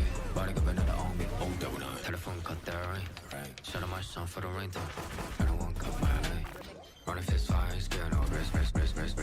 Go pop one ring, go break one bench. I pop missile, if I wish I put one pistol on my head. Was popping and popping, love in the morning. Blue come over to come in the morning. Vogue in the flick, poster for me. Confident boy run a halo on me. Jealous in the envy, all fill up in the air. I be hitting minute more when I'm on the air. Yeah, boy so pitiful, wanna be my pet. Oh well, good boy, catch a bone on the stair. Renegade, Parisco. Got them all blood, but I can't come. I don't wanna pedal with an old 3 kid. Boom, boom, up 400, that's roll. Got to see 100 and move. Get lifted, body to be cool. Let's do flat over your head. Body got another on me. Oh, scared of my life. Green pet flavor. Take all the lies. Rice I send it. Pesky side. I need to spin it. Flying with a fixed spin relay on this light. We gon' see where to take off. I ain't the chosen one, that's how I feel. I ain't tripping on rewind. The blessing I got from the angels around me are really some A1. I ain't the chosen one, that's how I feel. I ain't tripping on rewind. The blessing I got from the angels around me are really some A1. Renegade, 没心将我包围。Renegade， 弄我自我击坠。雨落下，扣紧我外套，一辆车穿梭在轨道，你不想成为我目标。Renegade, go on the more. Renegade, Parisco. Got them all blood, but I can't come. I don't wanna pedal with an old 3 kid. Boom, boom, up 400, that's roll. Got to see 100 and move. Get lifted, body to be cool. Let's do flat over your head. Body got another on me. Oh, that one. Renegade, Parisco. Got them all blood, but I can't come.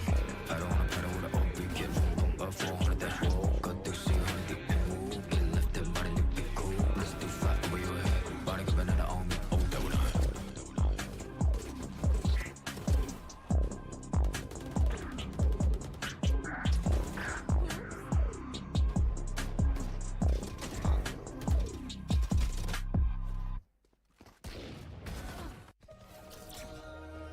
Last player standing.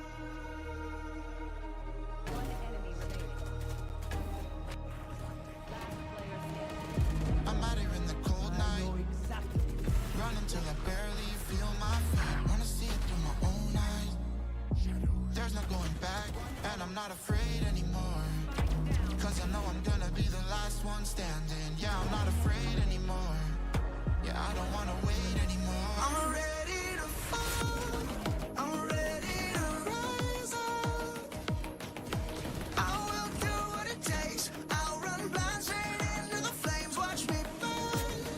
Alone in the shadows. I'll carry you home on my back. Here we go! What's this?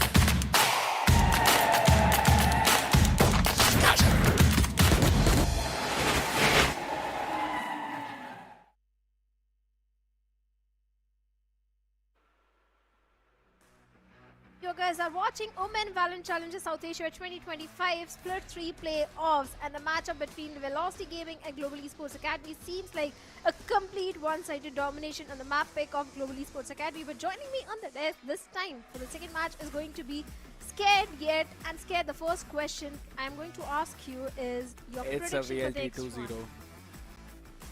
By the time you were asking the question, yeah, I said 2-0. I don't really know what the scoreline is going to look like on the next map, but you know, it does not even fall down to the fact which team has prepared which map. It's just falling down to the fact that Global Esports Academy are playing so much under pressure, Shadow. Yeah. Because this is not the GEA which we saw yesterday play on this map of Ascent. It is entirely different from the ideas that they brought against Revenant XSpark versus what they were trying to do against VLT. And VLT absolutely thrashing them, not just mechanically, but also in terms of the macro as well. Understanding how the map works and how they really like to play on that now. But it's the map of Lotus which we talk about. Global Esports Academy normally are strong on this map too, but VLT are just a different beast.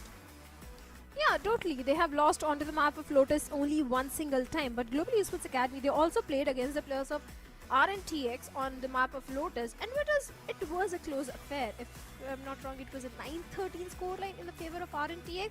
So yes, they did put up a good competition in that particular one, but defeating VLT on Lotus after the performance which they showcased in the previous one is going to be an uphill task. But I'll tell you why I think Global Esports Academy can still do it is because you tend to always prepare more and read the opponent more on the opponent's strong map. So I'm sure Global Esports Academy is somewhere more prepared for the map of Lotus. It all comes down to, do they have enough confidence? Can they actually execute the strats which they have prepared? Because looking at the agent composition at this point, a double controller coming in from the side of Global Esports Academy, but they have to find a way to deal with the chamber. That is SK Rossi, who is undefeatable on this map, especially towards the C. That's the most important factor which you mentioned, because I wanted to talk about it as well. That SK Rossi's chamber towards the mount and his nasty rendezvous, that you really need to find some way to answer back or at least push back, because even the previous map Shadow, we saw that Global Esports Academy were not really able to take a lot of map control. It was always VLT who were pushing the extremities as well, ready for every single strike that GEA wanted to do. But could also be said for this one map, because it's a triple-sided map out here. You have to take at least one or the other extremity whatsoever in order to try and answer back what the other team is trying to bring on the table. On the other end of the spectrum, what really drives your team to victory is the confidence. How well you're gelling up together in terms of landing those shots. And it seems like that confidence is where Global Esports Academy are actually lacking right now. And I really want them to pull their socks up, because this team has actually got what it takes to take down the Giants. And they have shown us multiple times how to do that. Maybe they can push it through all the way to the third map. But it's VLT to set the pace, who are starting things on the attacking side. Yeah, and they always love to go towards the A in the pistol round. And see what just happened. SK Rossi with a headhunter dealing with a solo side angle already in a matter of few seconds.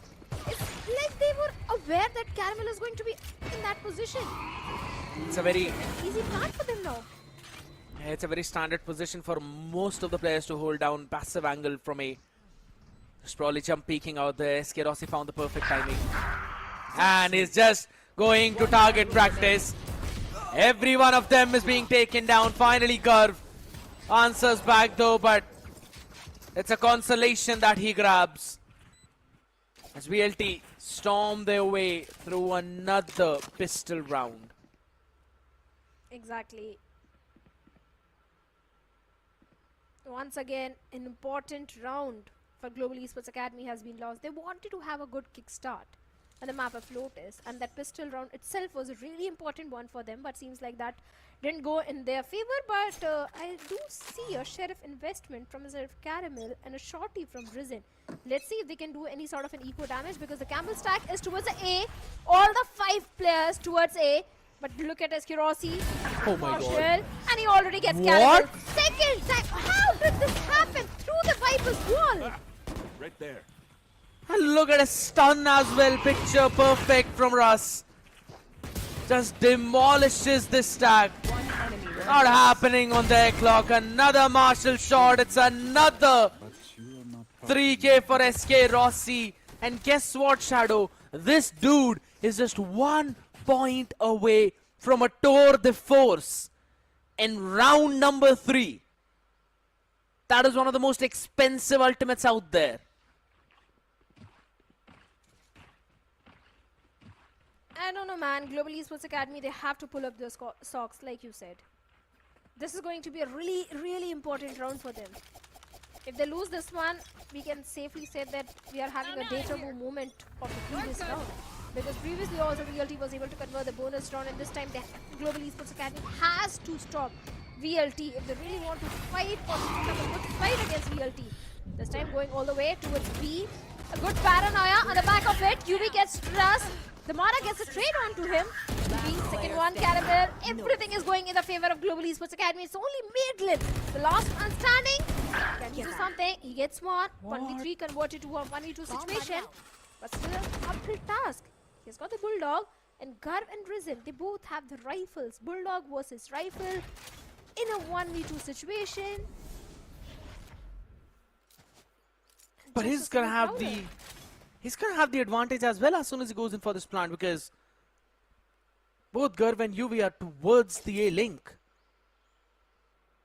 It's in that connector, so they don't even have an idea that this plant is gonna go down though. But this haunt actually gives out a bit of information to them.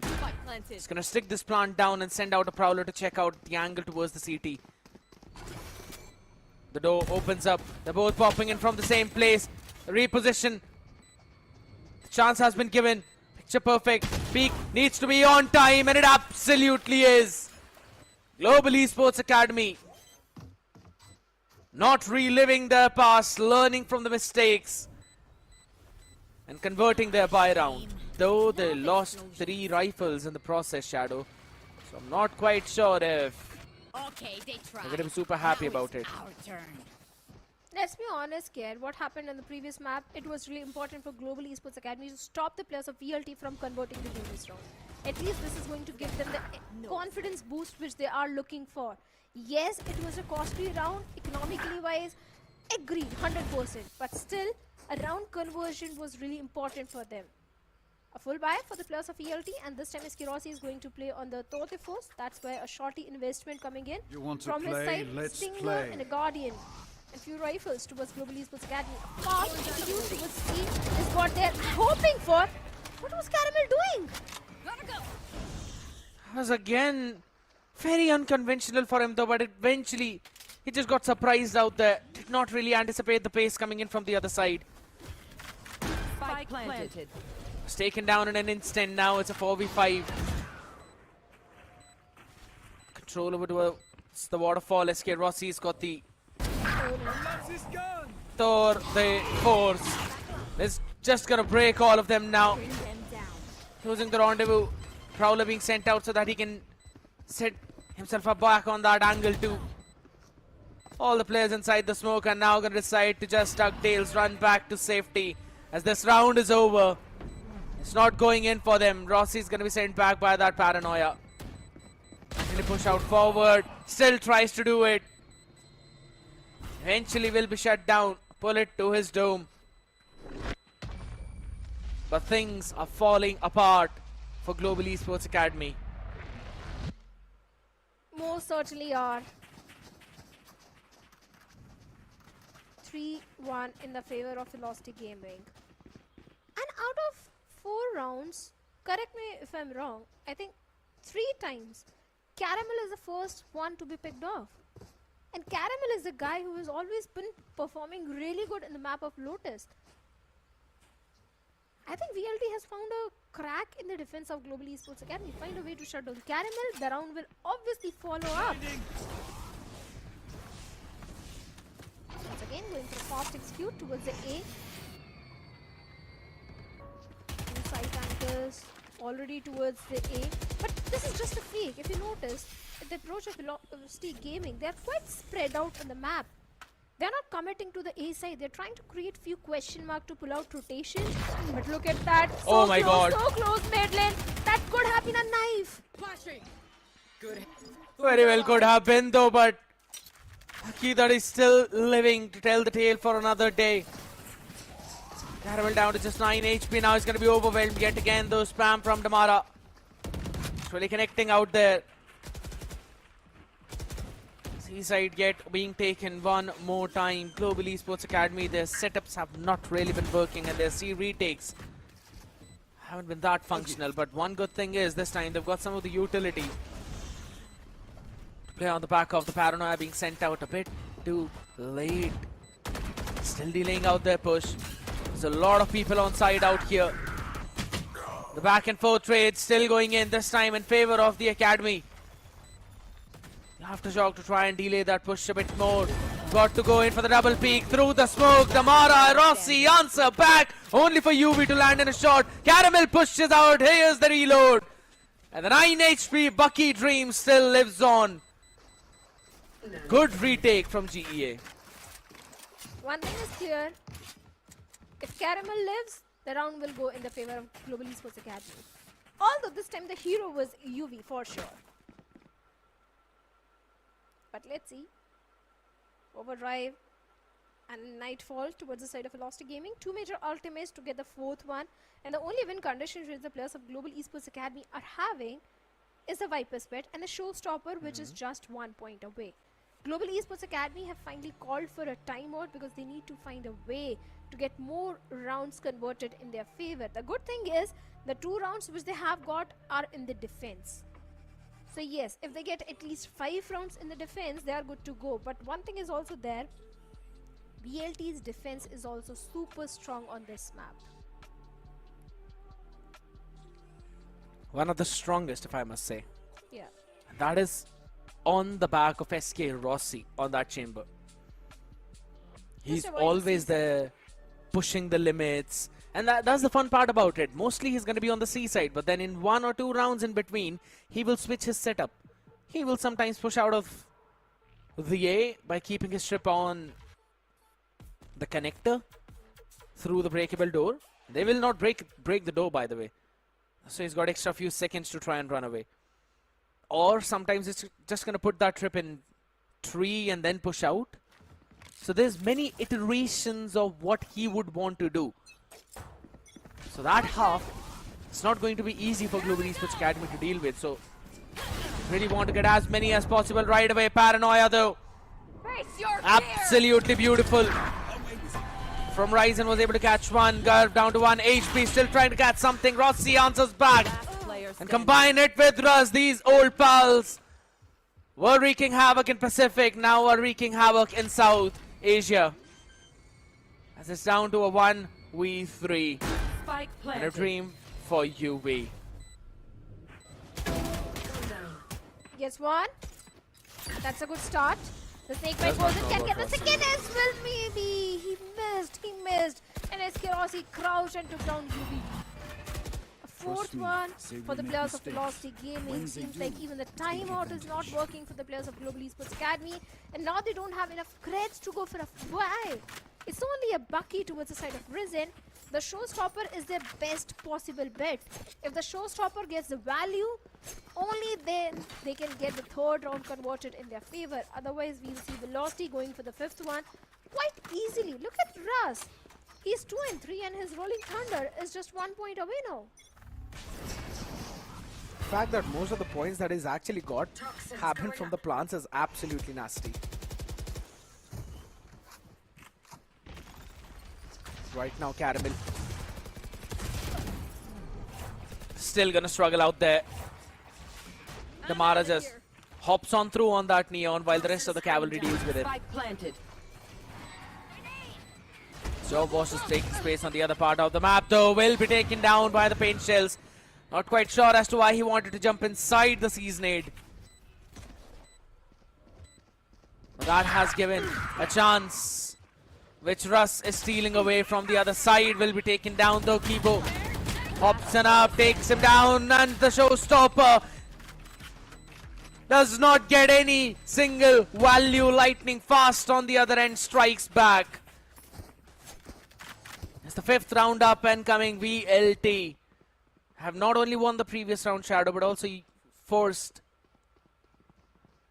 a major ultimate from the other side.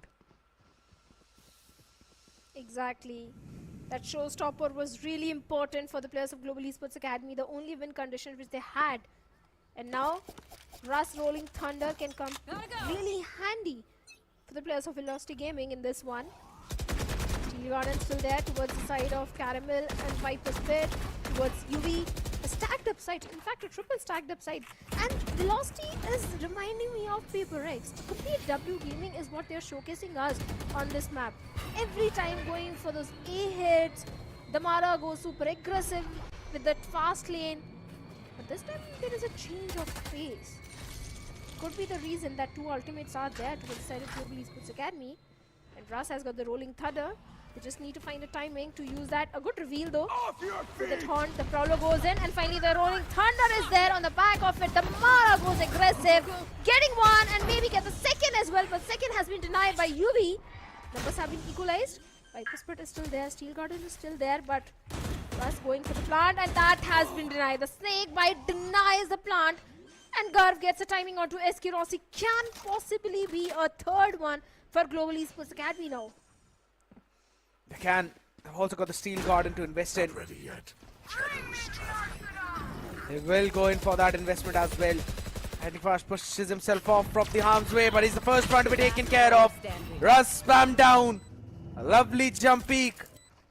Now Madeline is all the way left in a 1v3. Takes it to the 1v2. Has got the time to maybe stop the defuse, but it's Caramel.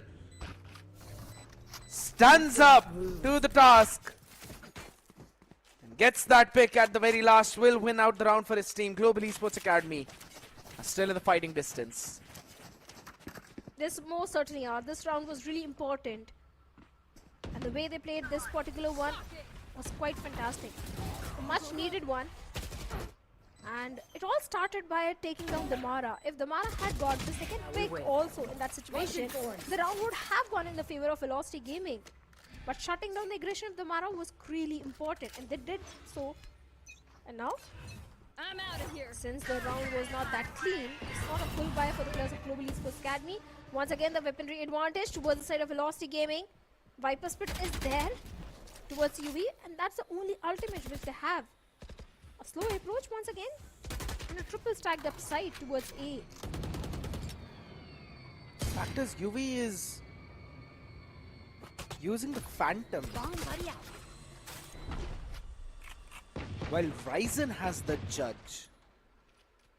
I thought maybe because of this Judge, maybe UV would want to use that Judge in his own Viper Spit right now. Ryzen. So Damara a bit too up close than him. Cover going out. Just gonna try and refresh that smoke. The timing. That eventually was missed though, but Caramel Down A. is not missing his shots. Absolutely not. Him.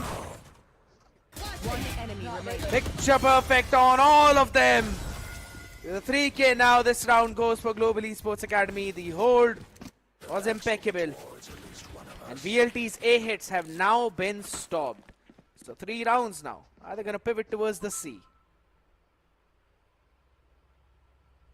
Timeout should be there once again from the side of Velocity Gaming this time, because Global Esports Academy have got back-to-back 2 rounds converted. And VLT, they don't want to take any sort of a risk. They wanted to finish in a 2-0 fashion. So maybe that's the reason that VLT has called for a timeout, to find a way to get back on the track and maintain that lead which they are having at this point. But good round conversion. If Global Esports Academy get one more round in the first half, it is going to be a good swap for them. And that's why VLT want to convert the next 3. It's an attack-sided map, so making the best use case for it. But now the A hits have been stopped, so I want to see what iteration they're going to bring on the table. We haven't really seen SK Rossi lurk a lot in this one, Shadow, because normally we would see him make some way towards the B side, take some space towards the C side, always be away from the team. They would always create those question marks, but for the past few rounds, they were just running it down towards the rubble and then on the side. You want to play? Let's play. Oh, a mount pinch. Mount pinch. They're gonna try and maybe catch a timing onto Ryzen, but UV is there to answer back.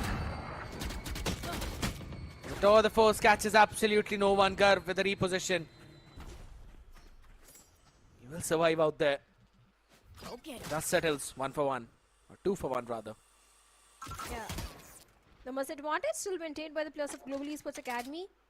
Steel Garden just 1 point away, but SK Rossi is someone they had to be very careful that though their force can do so much damage towards the side of Global Esports Academy, they have to find a way to deal with that. And since Garv is the only solo anchor towards C, it's not going to be easy for him, especially when 3 players are trying to push into the C site. Garv, very careful. Finally dodges that. So the first shot, the aftershock, the flash goes in. The fourth line play is also there. The horn goes in, gets perfect information. Look at the amount of utility which the players of Velocity Gaming are using towards the C side to push Garb Spike all the way planted. back towards the C link. Now for the retake of 4v4 situation, and SK Rossi gets a timing onto Caramel towards the waterfall. He can get one more, completely unharmed. 24 HP is what he has, and he gets Garb as well. This guy as a chamber is one of my favorite chamber in the entire Indian circuit. You can't just take him down at all. But finally, Global Esports catch. One enemy They managed to remaining. take him down. Medlin gets UV. So that means Kipo is the last man standing in a 1v2 situation. The horn goes in, but there enemy is remaining. enough, Makes three. not enough time to go for the Got to be defuse. kidding me. Finally sticking to the half, but Russ comes in. 12 HP is where Kibo is, and Russ will take him down. 6-1 for the players of Velocity Gaming. Run and gun from that stinger. You cannot really catch it, can you? And SK Rossi with that pick in Waterfall was able to equalize the number. That was again a round changer for the side of VLT. Then him finding out the second one too. Picture perfect. He was so solid on those trades, but this is where the problem is. These retake sims over towards the sea have been a bit more inconsistent. VLT fighting a bit more aggressively this time around. They send out the exact same barrage of utility that they normally would out there, waiting for this push out, and from mid, the pile of bodies outside the B main. And all they need to do is just execute a site. And since A was not working for them, they will go towards the B.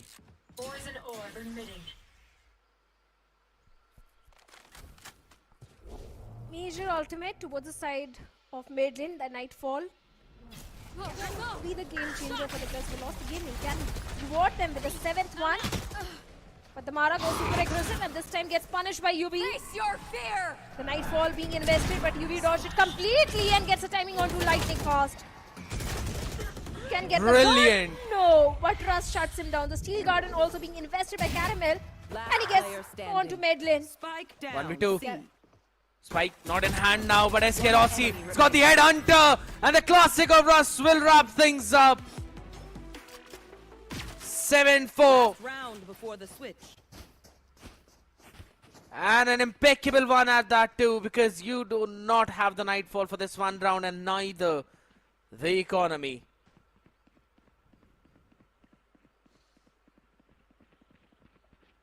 Seven 4 in the favor of Velocity Gaming. Not looking that promising for Global Esports Academy, but I'm happy to see at least they're giving tough competition to VLT. Natural out. And like I said, you often tend to prepare more on the opponent's strong map. Damara, as I say it, with the judge gets 2. The aggression of Damara, the precision of Chamber, SK Rossi on this map is one of the main reasons that VLT looks super strong. And look at that, a complete mood on for the entirety of Global Esports Academy. VLT doesn't care. They go for the aggressive Switching stance, sides. and every single time that goes in their favor. Picture perfect play again. That one timeout resulted in their 3-round wins, converting this half which was going out of their hand, slipping like suns into an 8-4.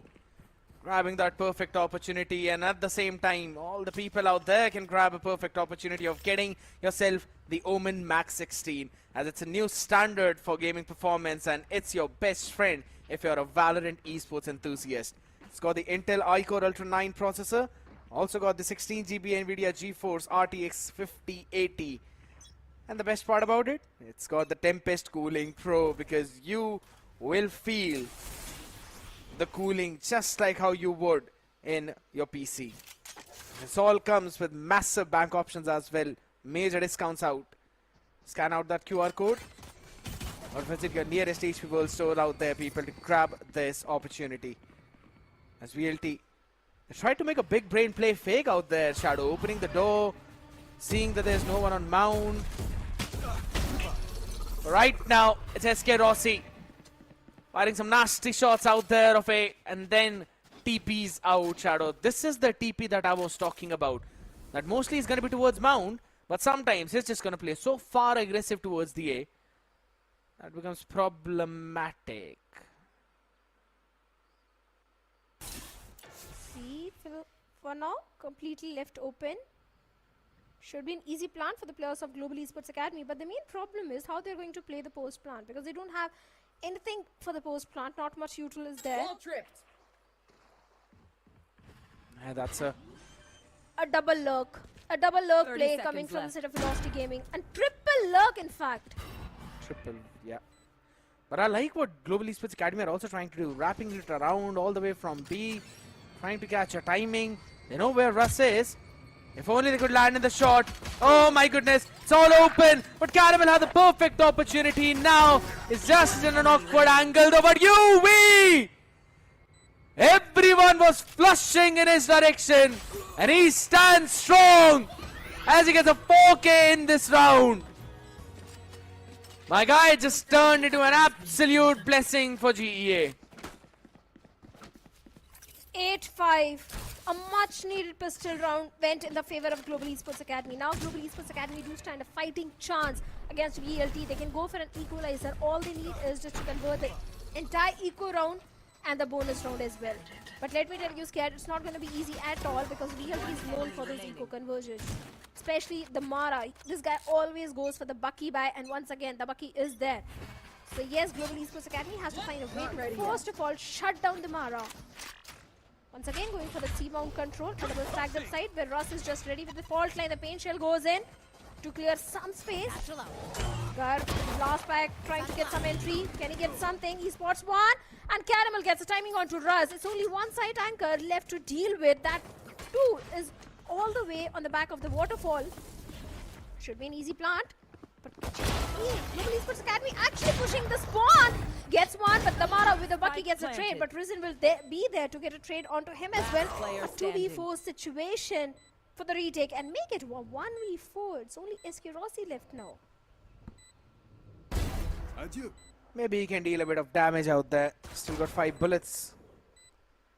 Maybe a shot or two, triple peek.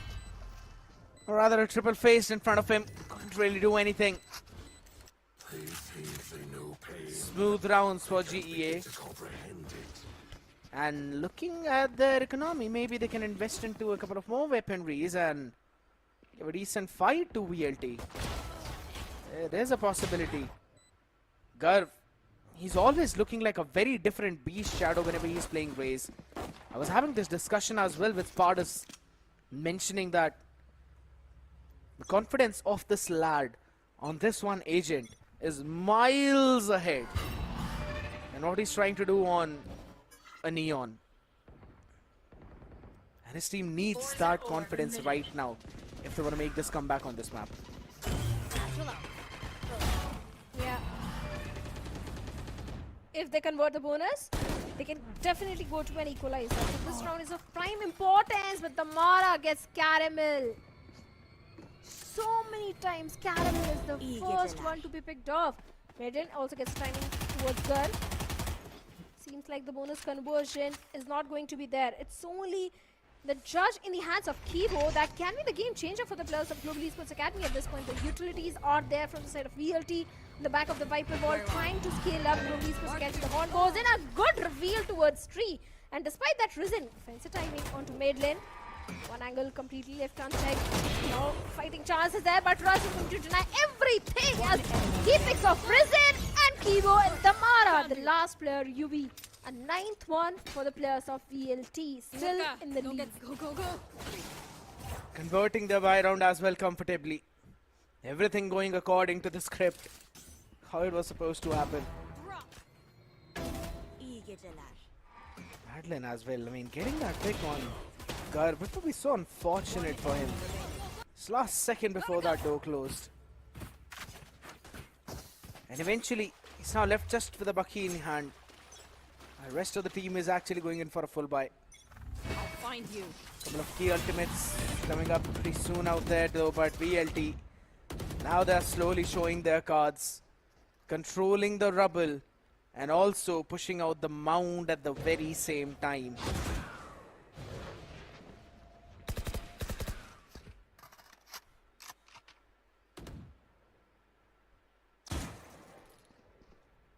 Madeline in such a critical spot at this point. He spots UB, but Russ gets one onto Caramel. I really want to start counting how many times Caramel is the first one to picked off. You can't go for aggressive peaks, Caramel.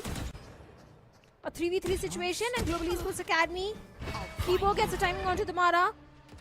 If he gets one more, there is a very high chance of Global Esports Academy going for the 7th one. But Russ, being the cheeky one, he knows exactly the pivot which is coming up from the side of Global Esports Academy. And look at the proactiveness coming from the side of Russ and Exe Esports. The thing is, Russ is having that aftershock and the flash as well, which can come really handy for the post plant. But down to 29 HP is where he is. Left. It all comes down to Exe Esports now. Possibility, and he is going to make that happen. Aftershock is going to push out One enemy remaining. Kibo as well, and in a forward angle, able to take him down. Nightfall connects as well onto Russ. Prowler on the other side, Haunt being used up. Ryzen is going to send out a smoke just to help them make that cross. 12 bullets in the mag. High-low. And it's going to work out perfectly. Global Esports Academy, the slow maneuver worked out wonderfully, and the way how they navigated through that B pinch, that was the crucial key. So their idea was to try and pinch the players in mount, but they needed to check if there's anyone over towards the B side, and that's why UV first full swung, and then they wanted to go for that double peak with Caramel and the rest of the players, but it all just went a bit haywire. And there came a paranoia from the other side. But that was the cue for the players who were outside the mount, specifically Garb, to spring that trap and push out forward. They were quickly able to take that one down though, and again this time Ryzen punishing the tendencies of Exe Esports. Seems like this chamber on the defense now is being stopped. It was important. It was important. If Global Esports Academy wanted to convert the round, they had to take down the chamber. And now Caramel, that outlaw in his hands, trying to do something. 3 players outside B main. Lightning Fast, having that C-mount control, the dark cover, the one way is there. On the back of it, he gets UV, the paranoia being exchanged. But Lightning Fast has done his job as the Mara also comes in, takes on Garb. So many ultimates being invested. Nightfall being one of them. Still nothing coming out of it. A 3v4 situation for the players of Global Esports Academy now. And now they're going for a A plant, A execute. Which can be a good play, because if you look at the position where Ryzen is, he can do so much damage for the players of VLT Gaming. But it's all about the timing. He's hearing everything, but on the other side as well, they seem to be aware about him. Lightning was really checking his angle. It's about a few more seconds now. 4v3 into the making. Caramel with the outlaw. Half shield on the other side for at least 2 of them as Kibo goes 1 for 1. Lightning with a good answer. And Caramel can't really do anything as he's left with a classic and a smoke in his face. Now the best weapon to swam out there, but here comes Ryzen. Up from top, out from the heaven, but he will be sent back there. As VLT still able to convert that round and move to double digits. 10-7.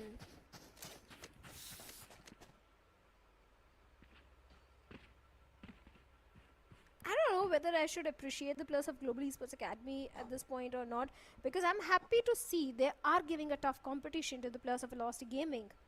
In the second half, it's only 2 rounds that they have let go from their hands. It's a much better performance as compared to the map of Ascent. If Ascent had gone in their favor, they could have easily moved the entire series to a decide, but still there is hope. There is a big hope for the players of Global Esports Academy. If they get the next round converted in their favor, not the next 3 rounds converted in their favor, maybe they can beat the players of Velocity Gaming. But finally a timeout is there from the side of VLT. And yeah, I mean, that's what I'm about to say, as in VLT just won a round. It's going a bit back and forth, yes, but VLT still confirmed the round, so still quite surprised as to why they went in for this timeout. Normally, you would say Global Esports Academy pulling up the brakes this time around. So it is a bit interesting to see. So now, maybe they've decided to pull something up. Maybe they're changing a few things, tweaking something.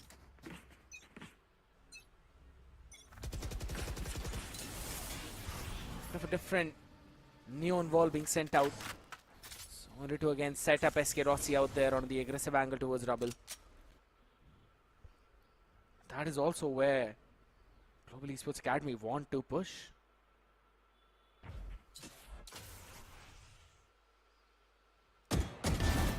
No economy, nothing. And UV also gets picked off. SK Rossi holding the crystal angle towards the A. Rubble gets one.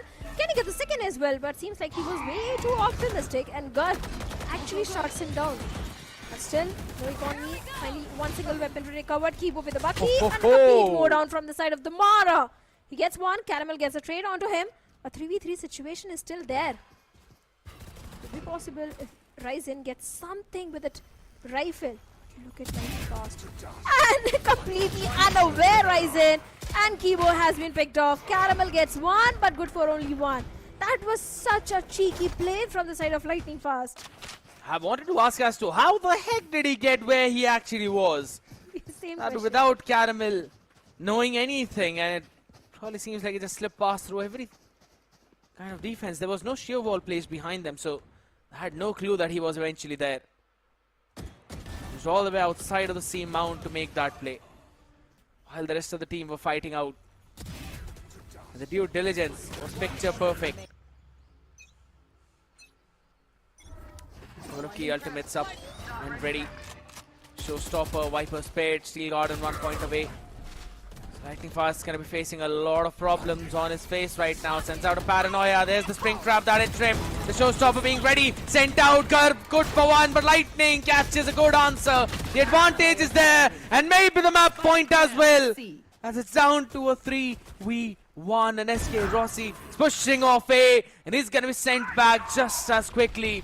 Rolling Thunder being sent out towards Ryzen. He's giving up on that space though. Now he's going to be taking some shots onto his body as Russ.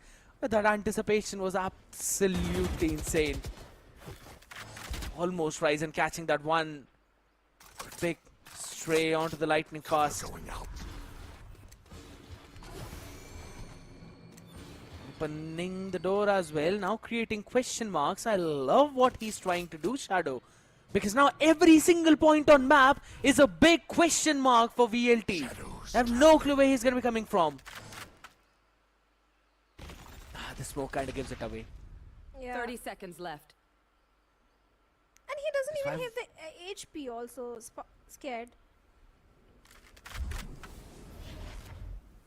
And Russ has got the aftershock, the flash. So much is there, but seems like Lightning Fast on 2 HP is more than enough to deal with Ryzen. A 12th one for VLT. Not just the map point, but the series point is where Velocity Gaming is now.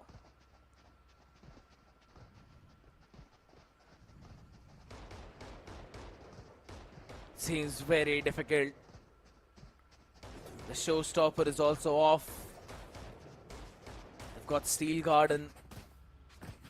One away from Nightfall. Maybe that could do something.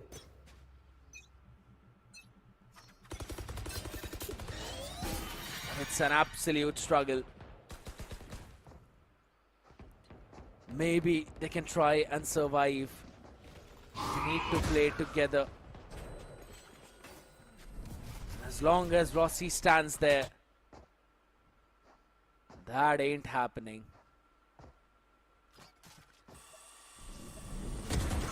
Oh, the Paranoia completely dodged by SK Rossi. He gets Kibo. There's a slight help from the side of Russ as well. And UV and Garv as well. Russ gets Caramel. It's only Ryzen, last man standing, as he gets 1-2 with a judge. A 1v3 situation in front of him. 1v5 has been brought down to a 1v3. A TP coming in. Goes for the plant. Can he get the 8th one? Opportunity for him to try and make a play though, but every single player from VLT hopping in from the same part of the map. Cover going out. He got a good chance to try and pull something off, but nah. Difficult. Turns it to a 1v1 though. Ryzen almost pulls that one off. it's Madeline to answer back on the other side. Push a button. He almost pulled an ace to save his team from the Grays, but Madeline who ruins up all the surprises.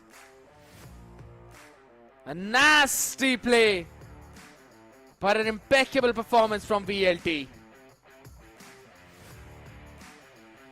100% for sure. A really good performance coming from the side of Velocity Gaming, be it the map pick of Global Esports Academy or their own map pick. They were dominating in a 2-0 fashion. Ascent was a complete one-sided domination for the players of Velocity Gaming. Even Lotus also, the way they were going for those 3Ks or 4Ks. Yes, I know what you're thinking. Global Esports Academy did give a tough competition to them, but still, it was a dominating performance from the side of Velocity Gaming. Yeah, it absolutely was, and I'm not even countering any of that because it just seemed that Global Esports Academy was so overwhelmed. They were playing so much under the pressure that it was more or less a smooth sailing for the VLT. They really were storming through this entire series, and that happened in both of them. Even though there were certain heroic moments for certain players, like even in the last one for Ryzen almost pulling that ace off with just a judge in his hand, by the way. Nothing major, no rifle, only a judge. Yeah, it was eventually left shy because of Madeline. But let's have a look at moments back again with the Omen highlights of the previous one. It almost seemed like maybe Global Esports Academy can push us to map number 3. Maybe they can steal this one away. Some of their plays were actually pretty good. But when it just came down to those raw duels, that's where you could constantly see VLT just overwhelming the side of GDA. And we also have to consider the fact that this is one of the strongest maps for the Plus Velocity Gaming, and despite that, Global Esports Academy had the fighting chance till the last very moment. It speaks volumes at how much Global Esports Academy is prepared on the map of Lotus.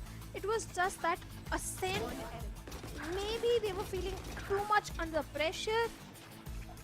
Something really was not clicking for the players of Global Esports Academy on that particular map. But overall, yes, their gameplay has improved tremendously as compared to Split 1 and Split 2, especially the way they played against the players of Revenant XSpark.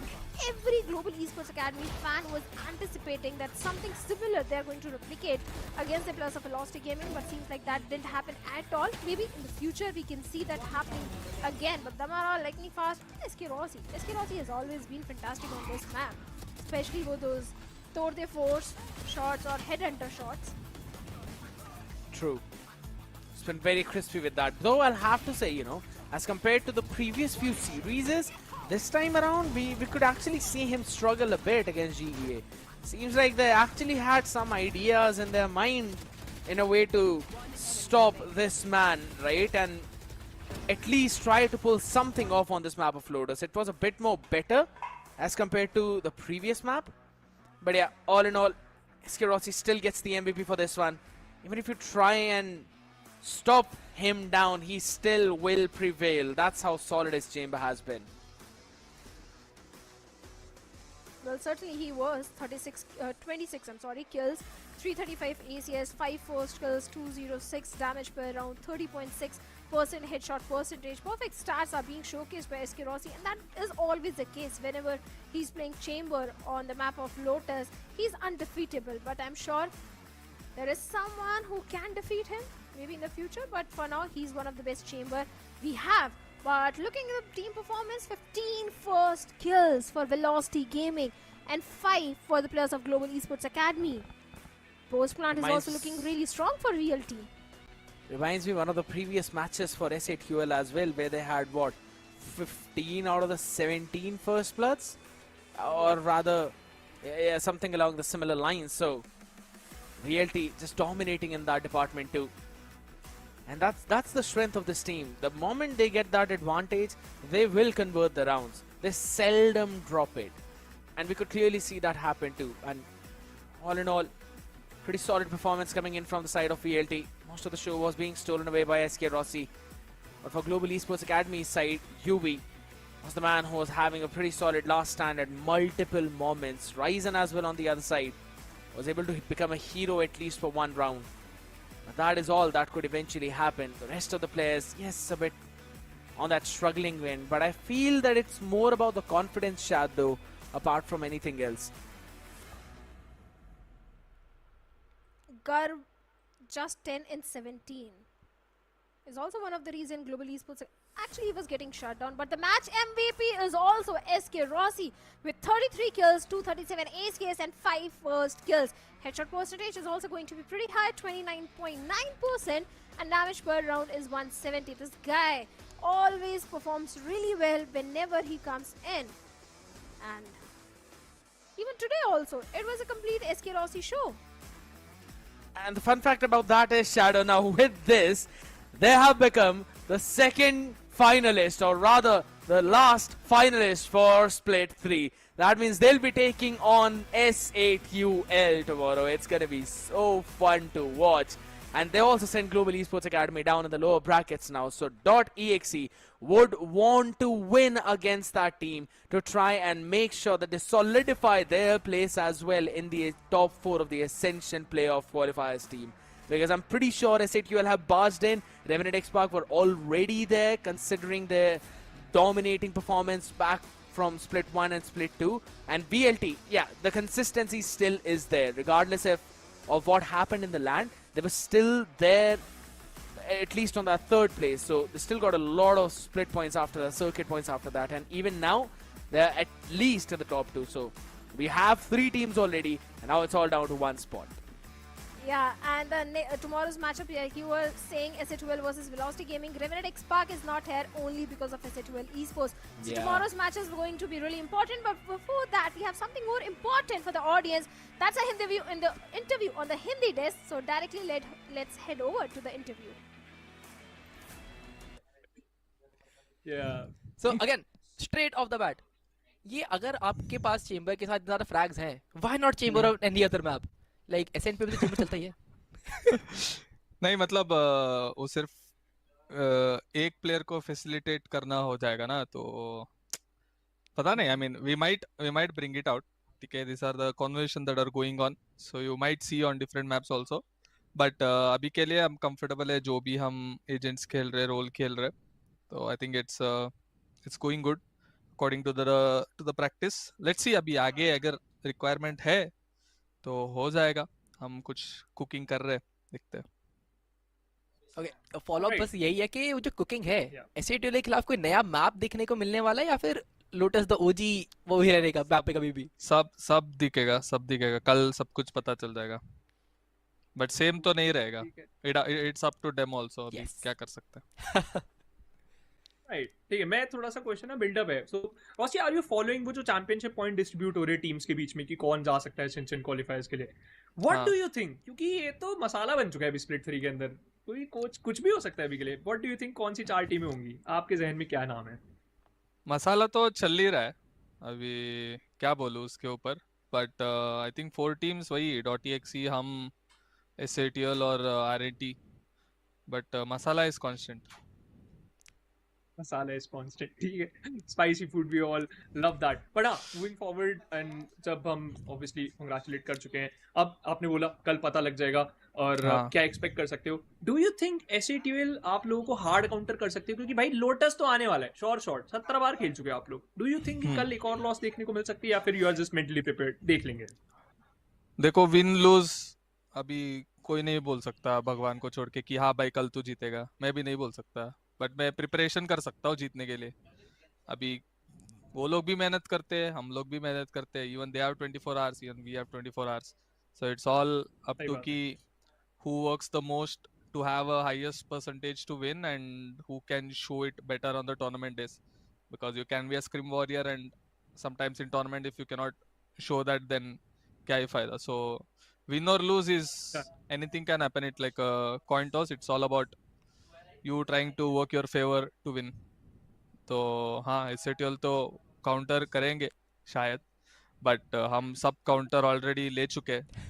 बहुत सारे team से हम daily खेलते, तो देखते हैं कल क्या होगा.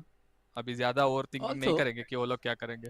Like on the same side, क्या आपने एक्सपेक्ट किया था कि S8UL के साथ ग्रैंड फाइनल्स होगा? क्योंकि डे 1 से fan favourite it's always been Velocity versus RNTX. मतलब किया था even before they had lost in split 2, right? वो लोग लैंड क्वालिफाई नहीं हुए थे, तो we were screaming them quite a lot.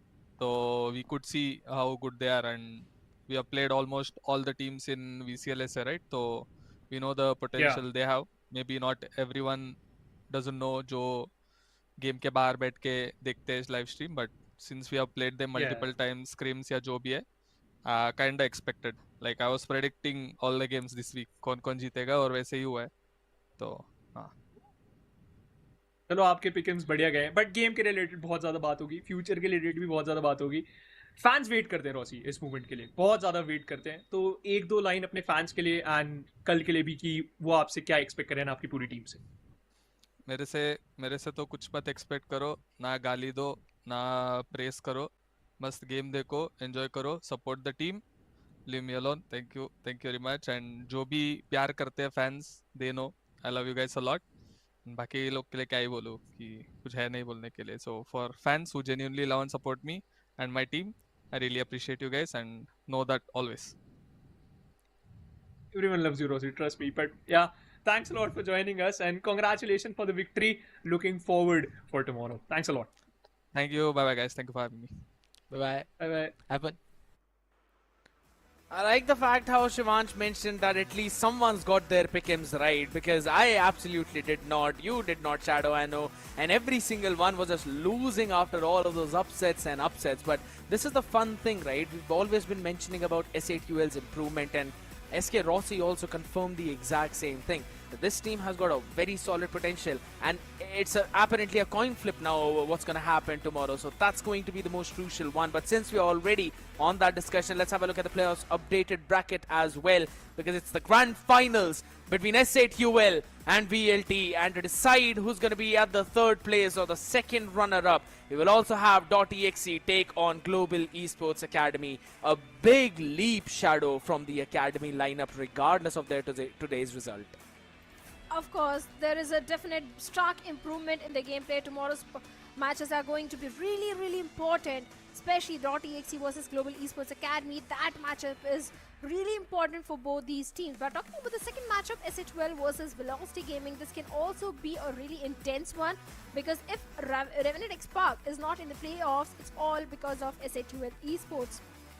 And the way the S8UL players are having their run, there is a strong chance they can also take down the players of Velocity Gaming. It all comes down to how prepared both these teams are. Absolutely, the preparation is going to be most crucial out here. And VLT has already mentioned that they've constantly been scrimming every single day. Now that gives them a bit of an edge out there too, but the same thing could be said for S8UL. They're also very solid in terms of the amount of practice that we have been seeing them get and the amount of improvement that they have been constantly showing us. So I'll not be surprised if tomorrow's best of 5 series goes to an all 5 mapper, right? Because after all, it's also for you to claim your glory back and for Helif to pick up that first trophy. We've always seen this man struggle, and imagine, Shadow, what a storyline would it be. Now since S8UL, I'm pretty sure, 99% sure that they've already qualified for the Ascension playoffs. Imagine if the first trophy he picks up is also a big slot for his team to move to the Ascension. That's going to be a big fairy tale. It certainly is going to be, but that's a long shot. There is still few matches left. There's still tomorrow. They have to win tomorrow, and after that we are going to decide who is actually going to lift the trophy for the Ascension qualifiers and for the Ascension itself. It's going to be a long journey, but it has been a fun journey. We'll witness the 2 important matches tomorrow. You guys do show up tomorrow same time. Me and Scared is going to say tada bye-bye to you guys for now. Here we go! What's this?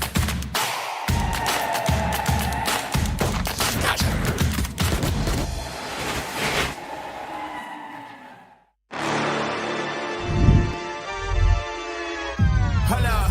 Why do they doubt the kid? I'm about to prove them all wrong again. I got a low tolerance, cause they don't even know what the problem is. It's me. Why do they doubt the kid? I'm about to prove them all wrong again. I got a low tolerance, cause they don't even know what the problem is. It's me. I ain't taking no loss, no loss, no loss. Look, I'ma always win. And I'ma do it again. Watch me win. Then watch me do it again. I'ma always win.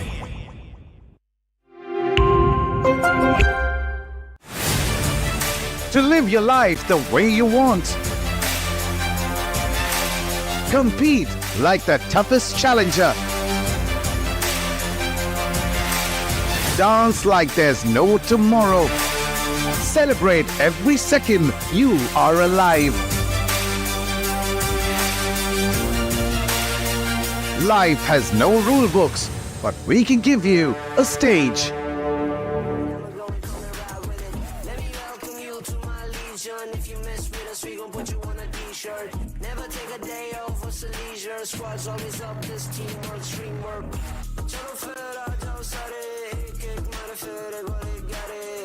Sare mere bantar bawe, registan mein bhi hum nadiyan baha de. Chalo sale de mat bahane, walatna mat jab hum aa jaye samne. Aur kare tere baare, mere meri team mere piche kya karega tu chabe. I said I got your back, back, back, back, back, back, back. I said I got your back, back, back, back, back, back. I said I got your back, and my team we adapt. We a family from around the world, we are back. You can never take us down, and that's a fact. All we do is improvise and adapt. I said I got your back. I said I got your back. I said I got your back. I said I got your back. And I said I got your back. I said I got your back. I said I got your back. I said I got your back. And I said I got your back. I said I got your back. I said I got your back. I said I got your back. And I said I got your back. I said I got your back. I said I got your back. हम खड़े फिर यहीं ऊपर आसमान नीचे जमीन पूरा है अब हमें यकीन बढ़ते रहना आगे और चढ़ते रहना ऊपर साथ मेहनत है और हमारा जमीन खुशी हो या गमी जीत की तरफ है बढ़ते जाना लड़ते जाना कभी माननी है हार नहीं we work hard and we play hard चाहे जितना भी दिखे हम गंभीर चलो करें मजे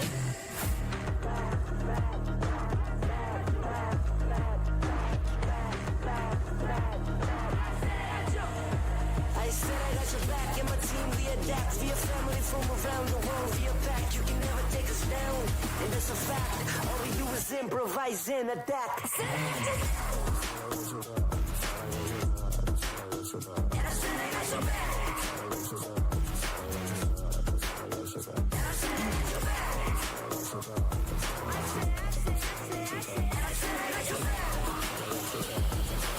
All we do is improvise and adapt.